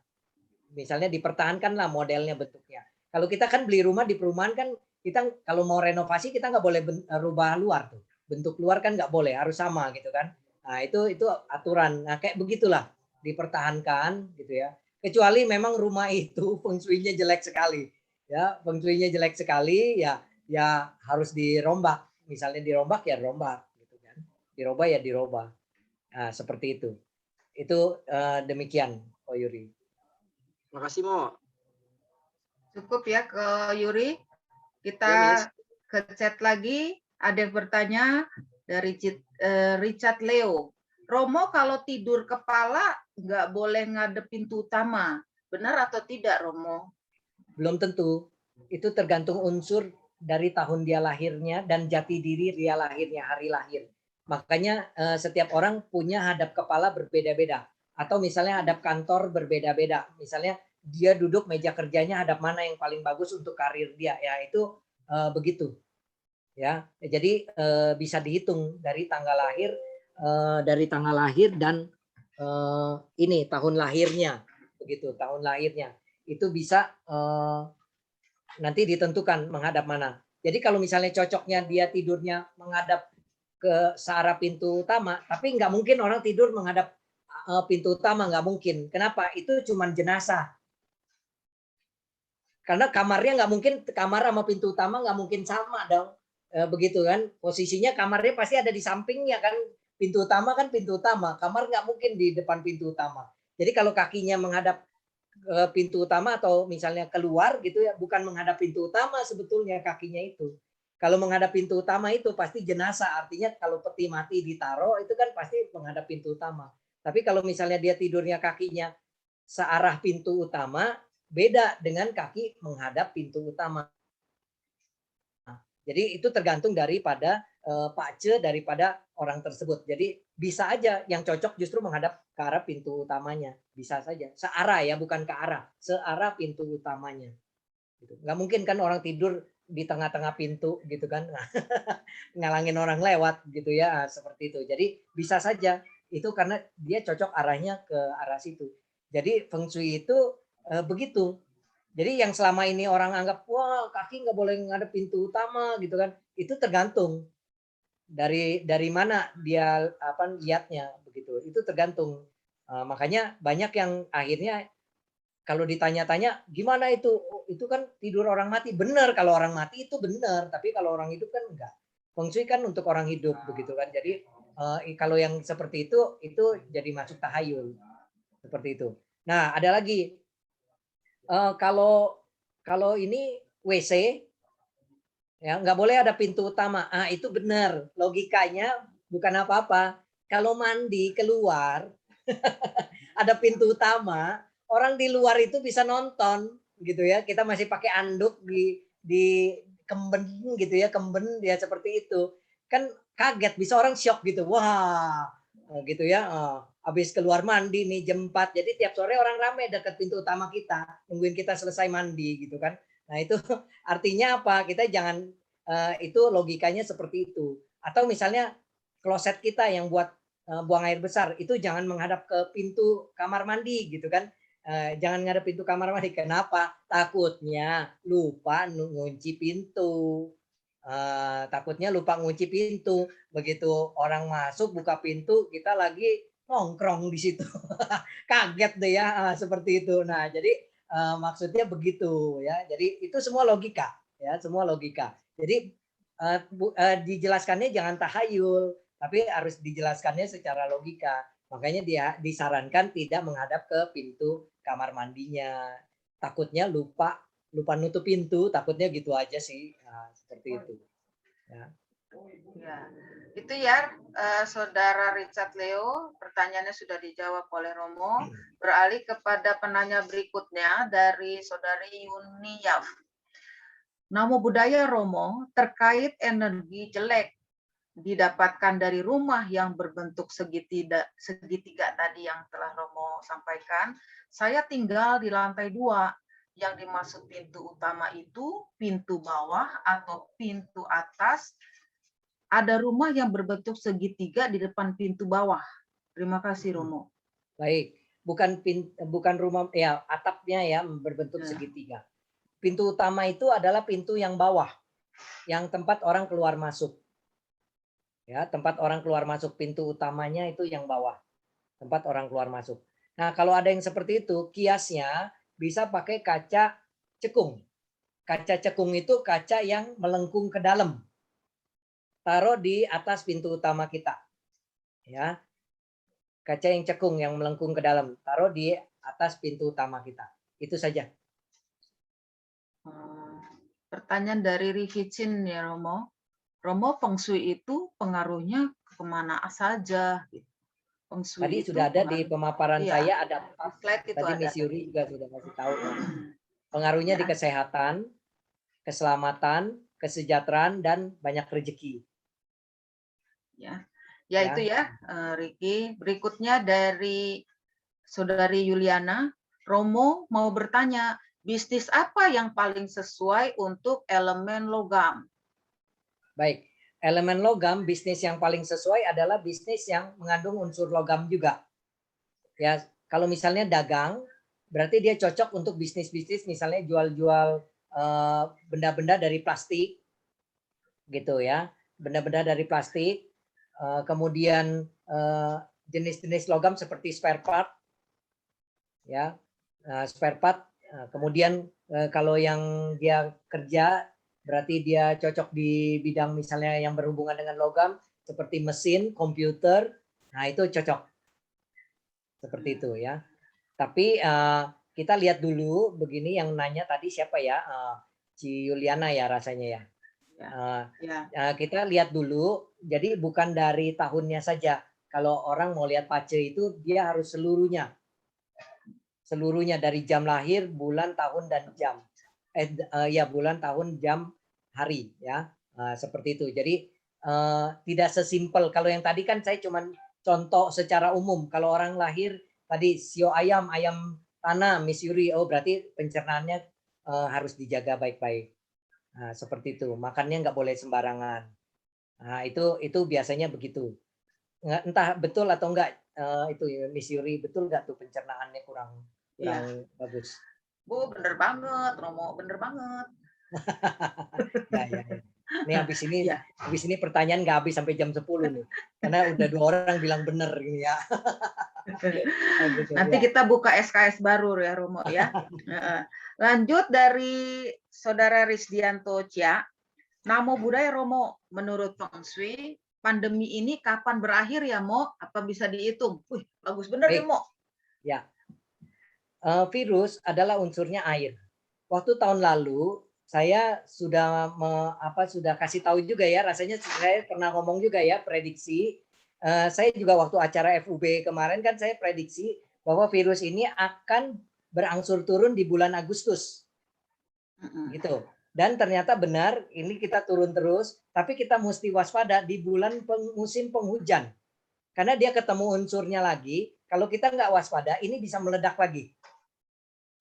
Ya, bisa meledak lagi, makanya kita waspada di musim penghujan. Tetapi negara yang berhasil menekan virusnya di musim panas, biasanya misalnya pun ada kenaikan lagi di musim hujan, tidak separah waktu tahun-tahun yang lalu. Berarti negara itu sudah berhasil. Termasuk negara kita cukup berhasil menekan virus ini sampai kondisi yang seperti ini sekarang ya. Ini sebuah keberhasilan yang luar biasa Bapak Presiden kita gitu ya dengan timnya. Nah, ini demikian. Tapi kalau ditanya kapan berakhirnya, virus ini tidak akan pernah berakhir karena selalu ada. Ya, selalu ada, tetapi ya nanti orang akan menganggap ini sebagai penyakit yang bukan penyakit luar biasa lagi. Jadi semacam kayak flu begitu ya. Ya begitu kena, oh ya udah isoman, gitu-gitu aja jadinya. Ya kalau kena ya udah ke dokter, minum obat, isolasi mandiri 14 hari sembuh. Nah, demikian.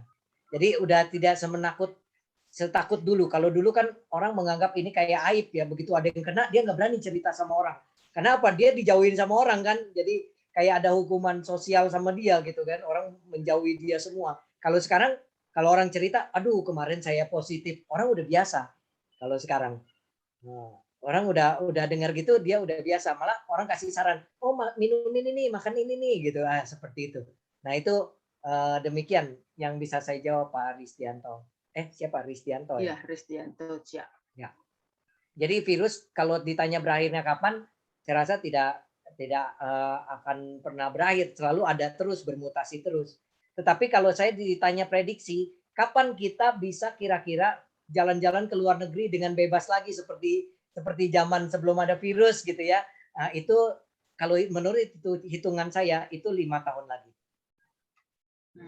5 tahun lagi semua negara kurang lebih sudah cukup aman lah untuk kita jalan-jalan, sudah nggak ada yang namanya harus isolasi dulu selama 12 hari atau 14 hari gitu. Kalau sekarang kan kita kalau ke luar negeri beberapa negara kita nyampe kita harus diisolasi dulu gitu, nggak bisa langsung jalan-jalan di negara itu gitu ya. Baik, saya rasa itu jawabannya. Bapak Ibu, saudara-saudara masih ada yang bertanya atau mau langsung bertanya silakan. Di ruang chat ini sudah pertanyaan Risdianto Cia tadi merupakan pertanyaan terakhir. Di pertanyaan langsung masih ada? Ko Yuri mau bertanya lagi? Boleh. Satu lagi nih, nanya lagi Mo. Ya. Ditawarin. Ini Mo, tadi ngomongin kloset sama WC Mo. Jadi si kloset itu sebenarnya nggak boleh ngadap pintu WC atau nggak boleh ngadap pintu utama Mo? Ya, kan kalau sebaiknya jangan pintu WC. Kalau pintu utama kan kayaknya nggak ada WC ngadap pintu utama Maya. Bukan, maksudnya Mo, misalnya kan WC-nya itu searah pintu utama. Searah pintu utama atau menghadap pintu WC gitu Mo. Ya, sebetulnya kalau searah pintu utama tapi nggak searah pintu WC nggak apa-apa. Yang dihindari itu searah pintu WC-nya gitu. yang dihindari. Tapi kalau WC-nya kecil ya buat ya mau nggak mau ya nggak apa-apa gitu kan, nggak apa-apa. Terpenting dari WC, terpenting adalah dijaga kebersihannya, itu terpenting. Karena WC itu mengandung saci, artinya energi pembunuh, banyak virus, banyak bakteri, begitu. Jadi terpenting adalah dijaga kebersihannya supaya tidak bau. Jadi kalau kita masuk ke rumah kita, WC kita udah kita bisa cium wangi bau, berarti WC kita mengandung unsur saci, mengandung energi pembunuh. Harus kasih karbol atau apa, seperti itu dibersihkan. Kan ada orang WC minta ampun ya berantakan sekali gitu kan, kotor sekali, nggak pernah disikat atau apa. Nah ini WC perlu diperhatikan. Karena kenapa mengandung unsur saci, unsur pembunuh? Karena kebanyakan orang tua penyebab dia kematiannya adalah jatuh di WC. Itu banyak sekali kejadiannya itu. Ya, makanya dikatakan dia mengandung unsur saci karena dia meleset atau jatuh di WC. Makanya kita harus jaga baik-baik WC kita, kebersihannya. Ya, jangan sampai licin, berlumut gitu ya, jangan sampai begitu. Apalagi berbau gitu. Nah, itu nggak bagus. Terutama kalau ada orang tua di rumah harus betul-betul dijaga baik-baik. Dan kalau ada WC di dalam kamar, kan kadang-kadang ada orang kamar mandi atau kamarnya ada WC-nya di dalam ya. Nah itu betul-betul harus dijaga kebersihannya. Karena apa? Kamarnya kan jadi lebih lembab. Kamarnya jadi lebih lembab. Biasanya kalau yang seperti itu penyakitnya apa? Pasti flu, batuk, atau kena paru-paru. Pasti sakitnya itu. Makanya kita harus lebih hati-hati ya. Kalau saya sih menyarankan, tapi kalau yang sudah ada ya nggak apa-apa. Tapi kalau yang mau bangun, saya sih menyarankan WC jangan ada di dalam kamar. Kecuali WC kering. Ya, ngerti ya, WC kering artinya bisa dijaga, misalnya buat kita mandinya betul-betul kayak hotel. Jadi bisa ditutup kaca. Jadi air itu nggak bakalan tembus keluar gitu. Jadi yang buat mandi itu di lingkup kaca itu aja pakai shower. Kan kebanyakan kita mandi masih pakai gayung. Kalau pakai shower kayaknya nggak puas gitu ya. Pakai gayung bur gitu ya. Wah rasanya puas banget gitu ya. Seperti itu. Nah biasanya harus dijaga kebersihannya yang kering gitu WC-nya. Kalau yang di dalam kamar. Itu saja saran saya. Oke. Mo, satu lagi ya Mo. Boleh. Mau 2 lagi juga boleh. Itu Mo. Itu kalau masak katanya jangan nyeroknya ke arah luar ya Mo ya, ke arah, Nah, ini ke arah tahayul. pintu luar. Ya. Oh itu tahayul Mo ya? Itu tahayul. Ya, itu tahayul. Yang terpenting adalah letak kompornya harus di energi positif. Dan itu dari mana taunya? Itu taunya dari tanggal lahir orangnya. Makanya beda-beda orangnya. Setiap itu. Dari tanggal lahir orangnya. Nah, seperti itu. Dan biasanya yang umumnya sih menghadap timur atau selatan. Yang umumnya Koyuri. Menghadap timur atau selatan. Kalau pas menghadap timur tapi ngayun ciamsinya keluar gitu ya, itu katanya nggak bagus. Bukan, nggak masalah. Tapi letak kompornya benar. Itu yang paling penting, letak posisi kompornya benar. Nah, seperti itu. Jadi bukan arah ngayun ciamsinya keluar itu jelek, nggak bagus. Itu tahayul kalau yang itu. Ya, bukan begitu. Berarti posisi pada saat kita menghadap kompor itu menghadap ke arah timur atau selatan gitu Mo? Betul. Ya. Terima kasih Mo. Baik. Tapi kalau misalnya dapurnya sekarang nggak cocok, jangan jadi pikiran ya. Ini kan yang kalau yang istilahnya yang ideal gitu kan, yang ideal. Nanti malah ngebongkar dapur lagi ya. Ya. Baik, silakan kalau ada yang lain. Ini kalau konsultasi habis ini nanti mesti hubungin Miss Yuri nih, ada angpaunya nih, nggak mau bayar kalau habis ini ya. Kalau lagi Siap, sekarang siap. free dia. Iya. Buka meja nanti. Nah, itu dia. Oh, masih ada Romo. Mau kias untuk tempat tinggal biar nggak disenangi hantu, bagaimana itu, Mo? Baik, yang pertama usahakan bisa masuk sinar matahari. Ya. Karena sinar matahari itu mengandung unsur yang.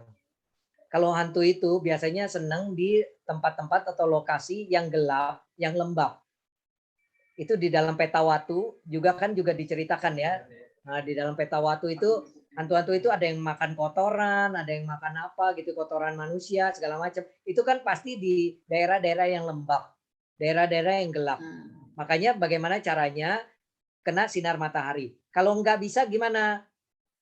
Kalau gitu lampunya dinyalakan. Lampunya dinyalakan, terangin terus, istilahnya gitu. Jangan digelapin, diterangkan. Nah, seperti itu. Kemudian kiasnya apalagi? Dibacain parita. Sering-sering bacain parita, ya. Kita umat Buddha ya, kita bacakan parita lah, di blessing lah rumah ya. Nah, seperti itu. Kalau kita sering baca parita juga, yang negatif-negatif di rumah kita juga bisa sedikit-sedikit itu bisa lenyap, bisa hilang. Aura rumahnya nanti berubah. Ya, oke, itu saja jawabannya. Terima kasih. Ada lagi? Sambil menunggu yang lain ya, Romo. Ya. Saya kan banyak bergerak di bidang konseling.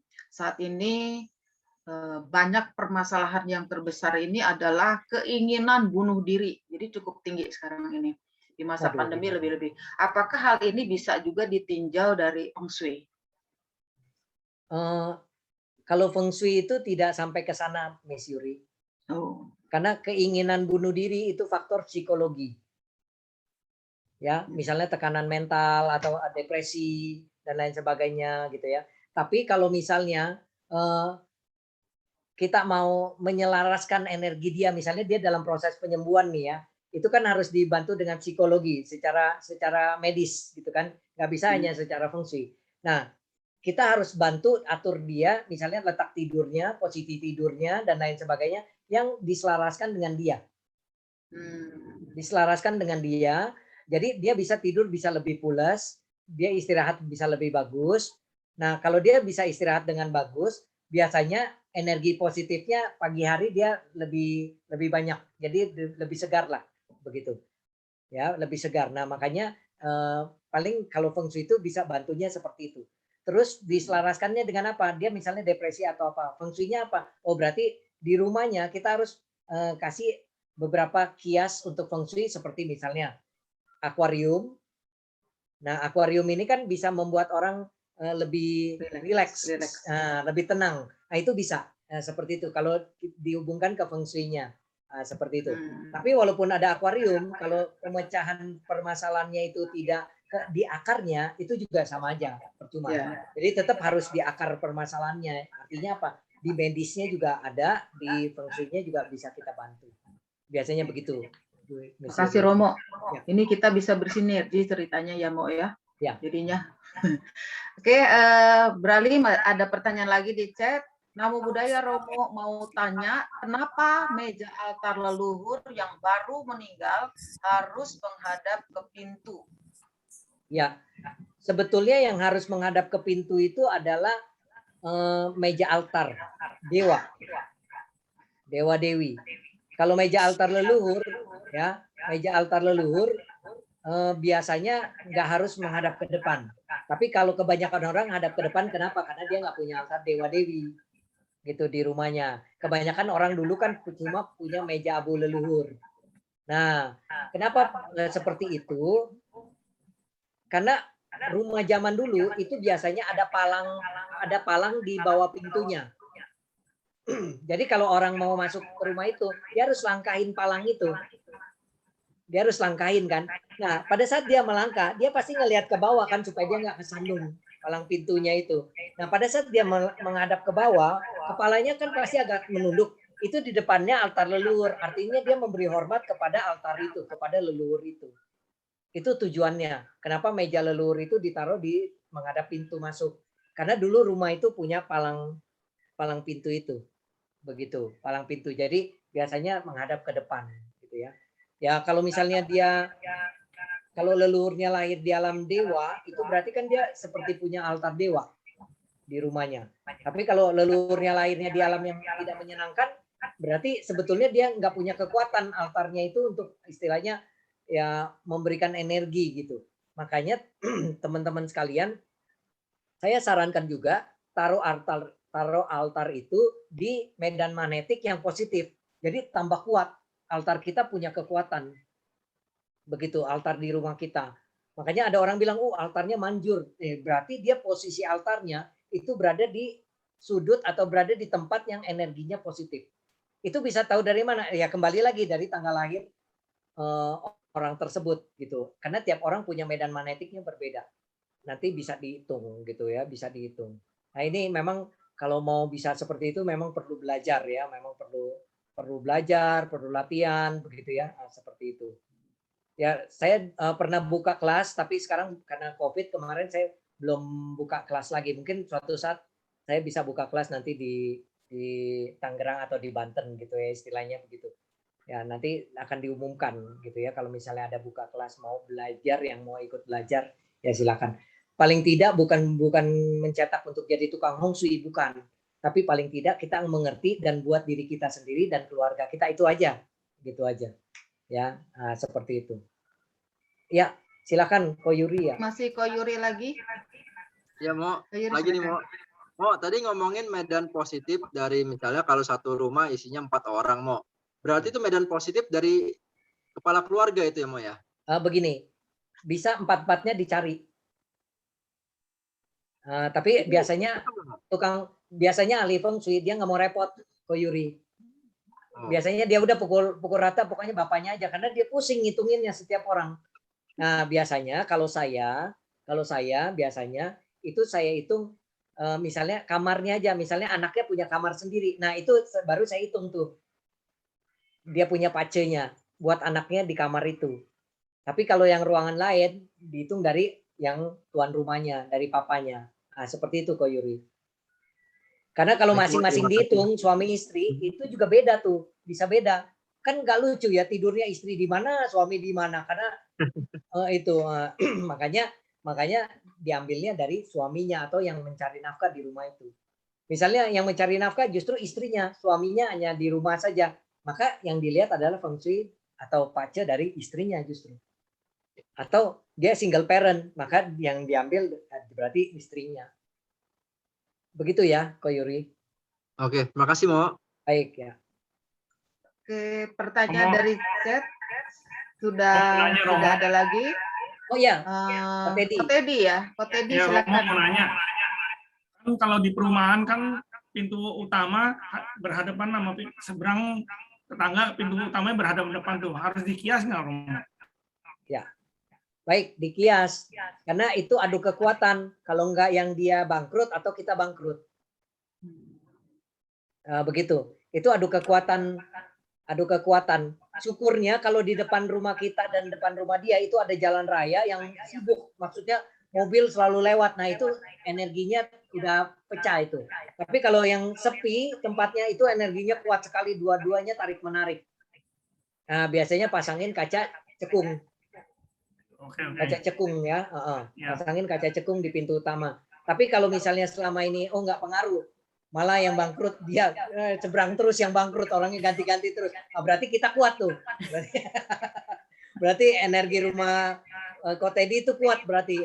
Nggak usah pasang kaca juga udah menang istilahnya gitu. Ya seperti itu kurang lebih. Ya masih Romo. Baik ya. Dari Ko Teddy sudah. Lanjut, masih ada di chat, sudah tidak ada lagi yang bertanya. Barangkali yang bertanya langsung masih ada, saya persilakan. Romo, kita ketemu pakar. Oh, Cik Acun. Yo, Cik Acun silakan. Namo Buddhaya, Romo. Budaya. Romo, aku mau tanya. Ya. Kalau ngelihat anak Feng Shui, anak mau menikah gitu, bisa nggak, Romo? Maksudnya cari tanggal menikah? Dia enggak, bukan tanggalnya, dia kan umur berapa gitu dia harus menikah gitu tuh, Romo. Oh, ya sebenarnya bisa gitu ya, bisa aja. Memang anaknya udah umur berapa? Cobabi. Tahun berapa? 83? 95. 95, berarti umur kurang lebih berapa ya? 95. 26. 26 ya, Romo? Ya. Cowok cewek? Ya. Cowok, si Erik. Cowok. Mantap sih. Cobabi ya. Yuri, awas ya. Kira-kira gitu. Gitu. Ntar dulu, tunggu dulu. Babi 95 ya?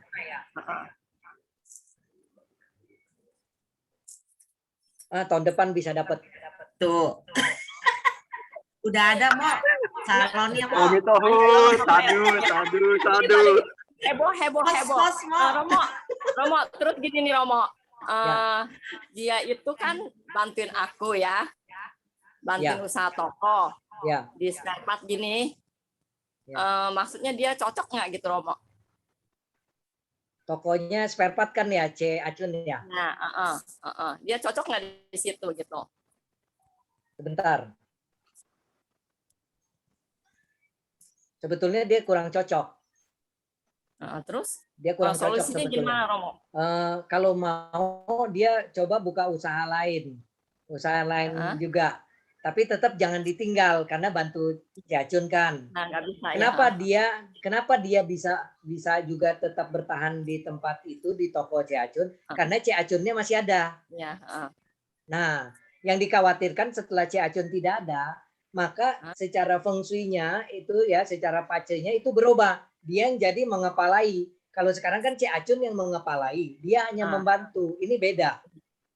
Gitu. Kalau membantu saja it's okay. Tapi begitu nanti dia jadi pimpinan, jadi bosnya, nah, itu bisa beda nih nasibnya. Yang tadinya tokonya mungkin bagus, malah nanti jadi tambah sepi, nah, seperti itu. Bagusnya dia juga mulai merintis yang memang dia suka. Maksudnya yang cocok sama dia. Kalau unsur kayu biasanya cocok di bidang-bidang yang sifatnya pelayanan atau jasa. Begitu. Bidang-bidang jasa itu bagus. Dia cocok tuh. Ketemu orang banyak, dia seneng tuh. Gitu ya. Cuman saya begini nih Romo, cuman kan saya karena udah berumur gitu ya, cuman saya udah nggak gitu mau di toko, jadi saya tuh maunya dia aja gitu. Ya boleh saja. Syukur kalau nanti dapat istrinya, bisa menunjang unsur yang buat di toko. Oh, harusnya dia. Jadi nanti yang duduk adalah istrinya, istilahnya begitu, dia membantu. Ngerti ya Ciacun ya? Nggak apa-apa. Terus dia harusnya cocoknya show-nya apa? Sama show apa gitu? Saya nggak mau nentuin show, kasihan. Nanti kalau tahun depan dia ketemu jodohnya nggak sesuai show yang saya ngomong, nanti jadi jauh lagi jodohnya. Oh gitu ya. Ya, jadi jauh lagi. Mendingan yang begitu dia dapat, itu jodohnya langsung. Oh iya. Tapi dia nggak apa-apa di spare part gitu ya Romo ya? Saat ini nggak apa-apa, karena masih ada Ciacun. Gitu. Tapi kalau mau lebih ini lagi ya mesti tanggal lahirnya mesti dihitung. Kalau mau lebih detail lagi, ini kan cuma kita kan baru ngomong-ngomong dari CEO-nya, dari tahunnya gitu kan ya. Seperti itu. Ya udah, Romo nanti aku WA aja ya. Boleh ya. Romo ya. Tapi jangan buru-buru ya. Saya lagi sibuk banget nih sampai bulan depan ya. Ya kapan-kapan aja ya. Ya. Saya Romo ya. Ya, sama-sama. Selamat budaya. Taruh di situ, apa? Oke, Ciacun sudah terjawab pertanyaannya oleh Romo Rudi. Masih ada yang mau bertanya? Masih ada waktu sekitar 5 menit sebelum acara ini ditutup. Masih ada Romo dari Saudara Yanto.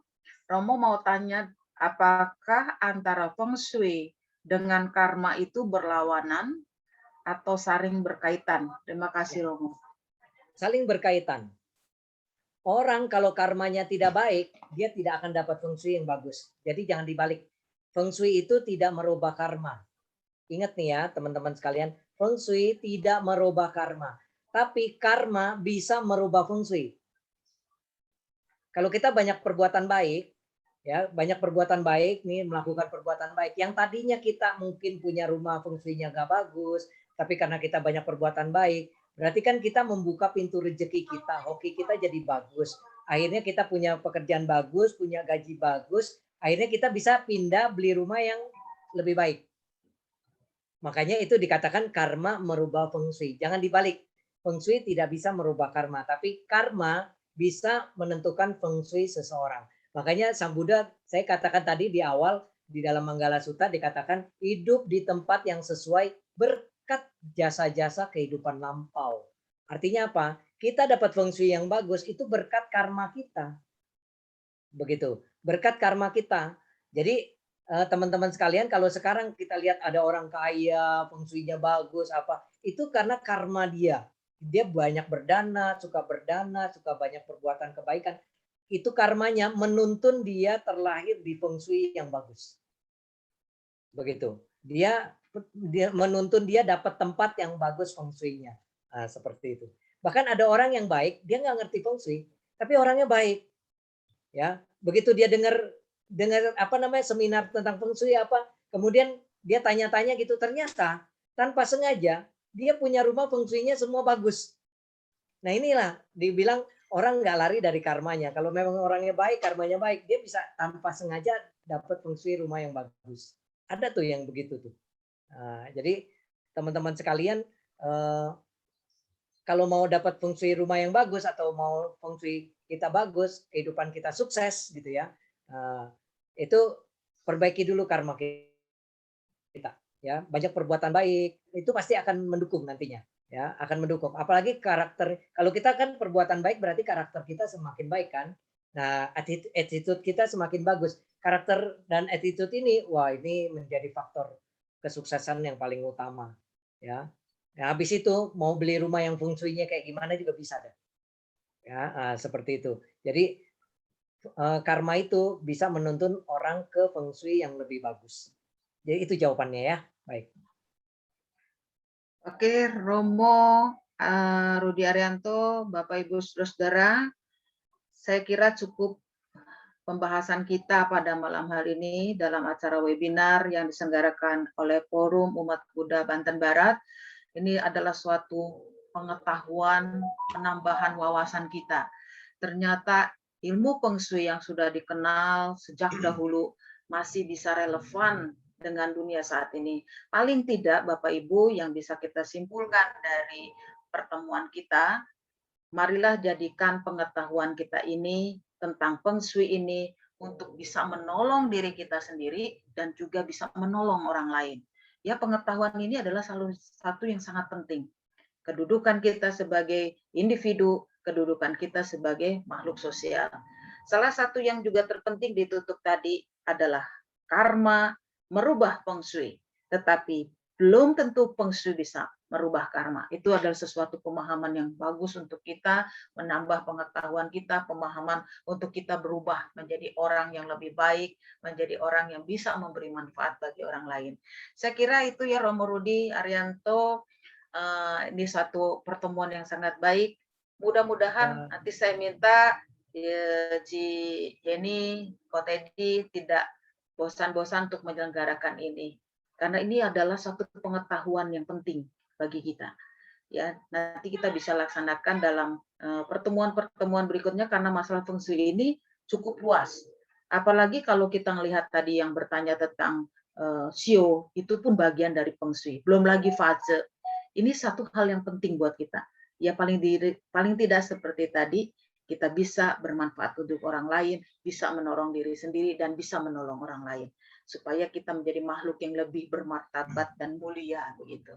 Ya, Romo Rudi, jangan Baik, bosan ya. nanti kalau kita menyelenggarakan lagi. Ya. Romo Teddy juga sebagai pihak panitia, jangan bosan untuk menyelenggarakan ini. Dalam rangka mencerdaskan kehidupan bermasyarakat kita. Oke, saya kembali kepada Maya Sari Putri, selaku pembawa acara dari webinar ini. Silakan Maya Sari. Ya, terima kasih Miss Yuri dan terima kasih banyak atas pembabaran materi kepada Romo Rudi Arijanto. Wah, saya jadi kepikiran nih untuk konsultasi kepada beliau. Ya, jadi pada malam hari ini Dhamma Talk on Zoom meeting bersama Romo Rudi dan Miss Yuri telah selesai dan mari kita tutup dengan doa penutup yang akan dipimpin kembali oleh Ibu Sofi. Selesai sudah Dharma pada malam hari ini berjalan dengan baik. Semoga kita bisa mempraktekkan dalam kehidupan kita sehari-hari. Marilah kita lakukan doa penutup dengan tangan beranjali.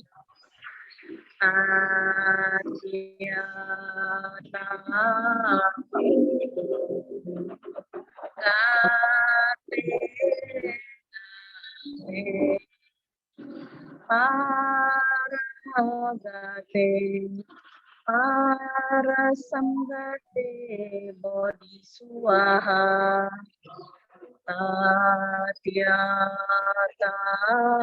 O Gate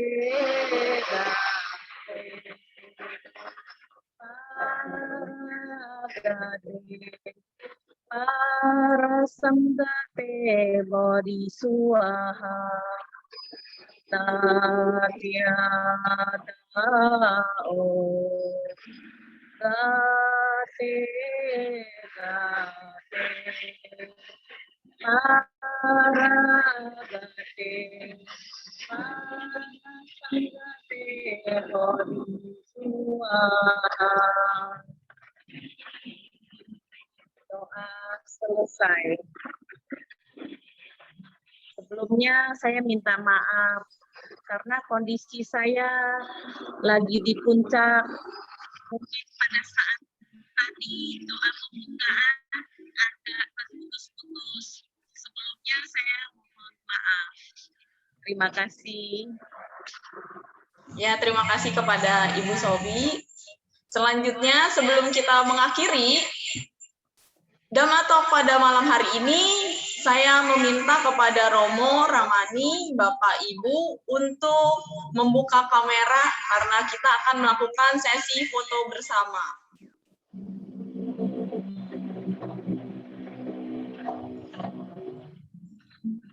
Ya, silakan boleh dirapikan. Hitungan ketiga ya. 1, 2, 3.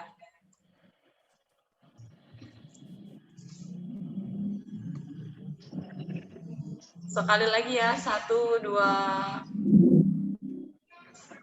3.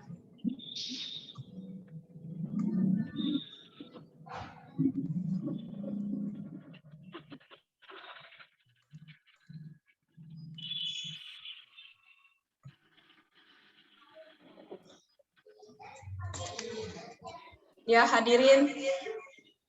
Dhamma Talk on Zoom meeting bersama Romo Rudi dan Miss Yuri telah selesai dengan tema kunci kesuksesan dan kebahagiaan dalam kaitannya dengan Feng Shui. Sampai jumpa di kegiatan-kegiatan selanjutnya. Kami panitia memohon maaf apabila ada kekurangan yang kurang berkenan. Saya ucapkan banyak terima kasih. Salam dalam Dharma. Namo Buddhaya. Namo Buddhaya. Terima kasih nama Romo Rudi sama Miss Yuri. Terima kasih. Ya, sama-sama. Terima kasih juga sama teman-teman semuanya. Ya. Saya izin live ya, pamit Ya. live ya. Ya. Terima kasih Romo, Namo Buddhaya. Terima kasih Romo Rudi. Terima kasih Yuri, Yuri. saya duluan ya. Ya. Terima kasih Ko Teddy, Ci Sofi semuanya. Terima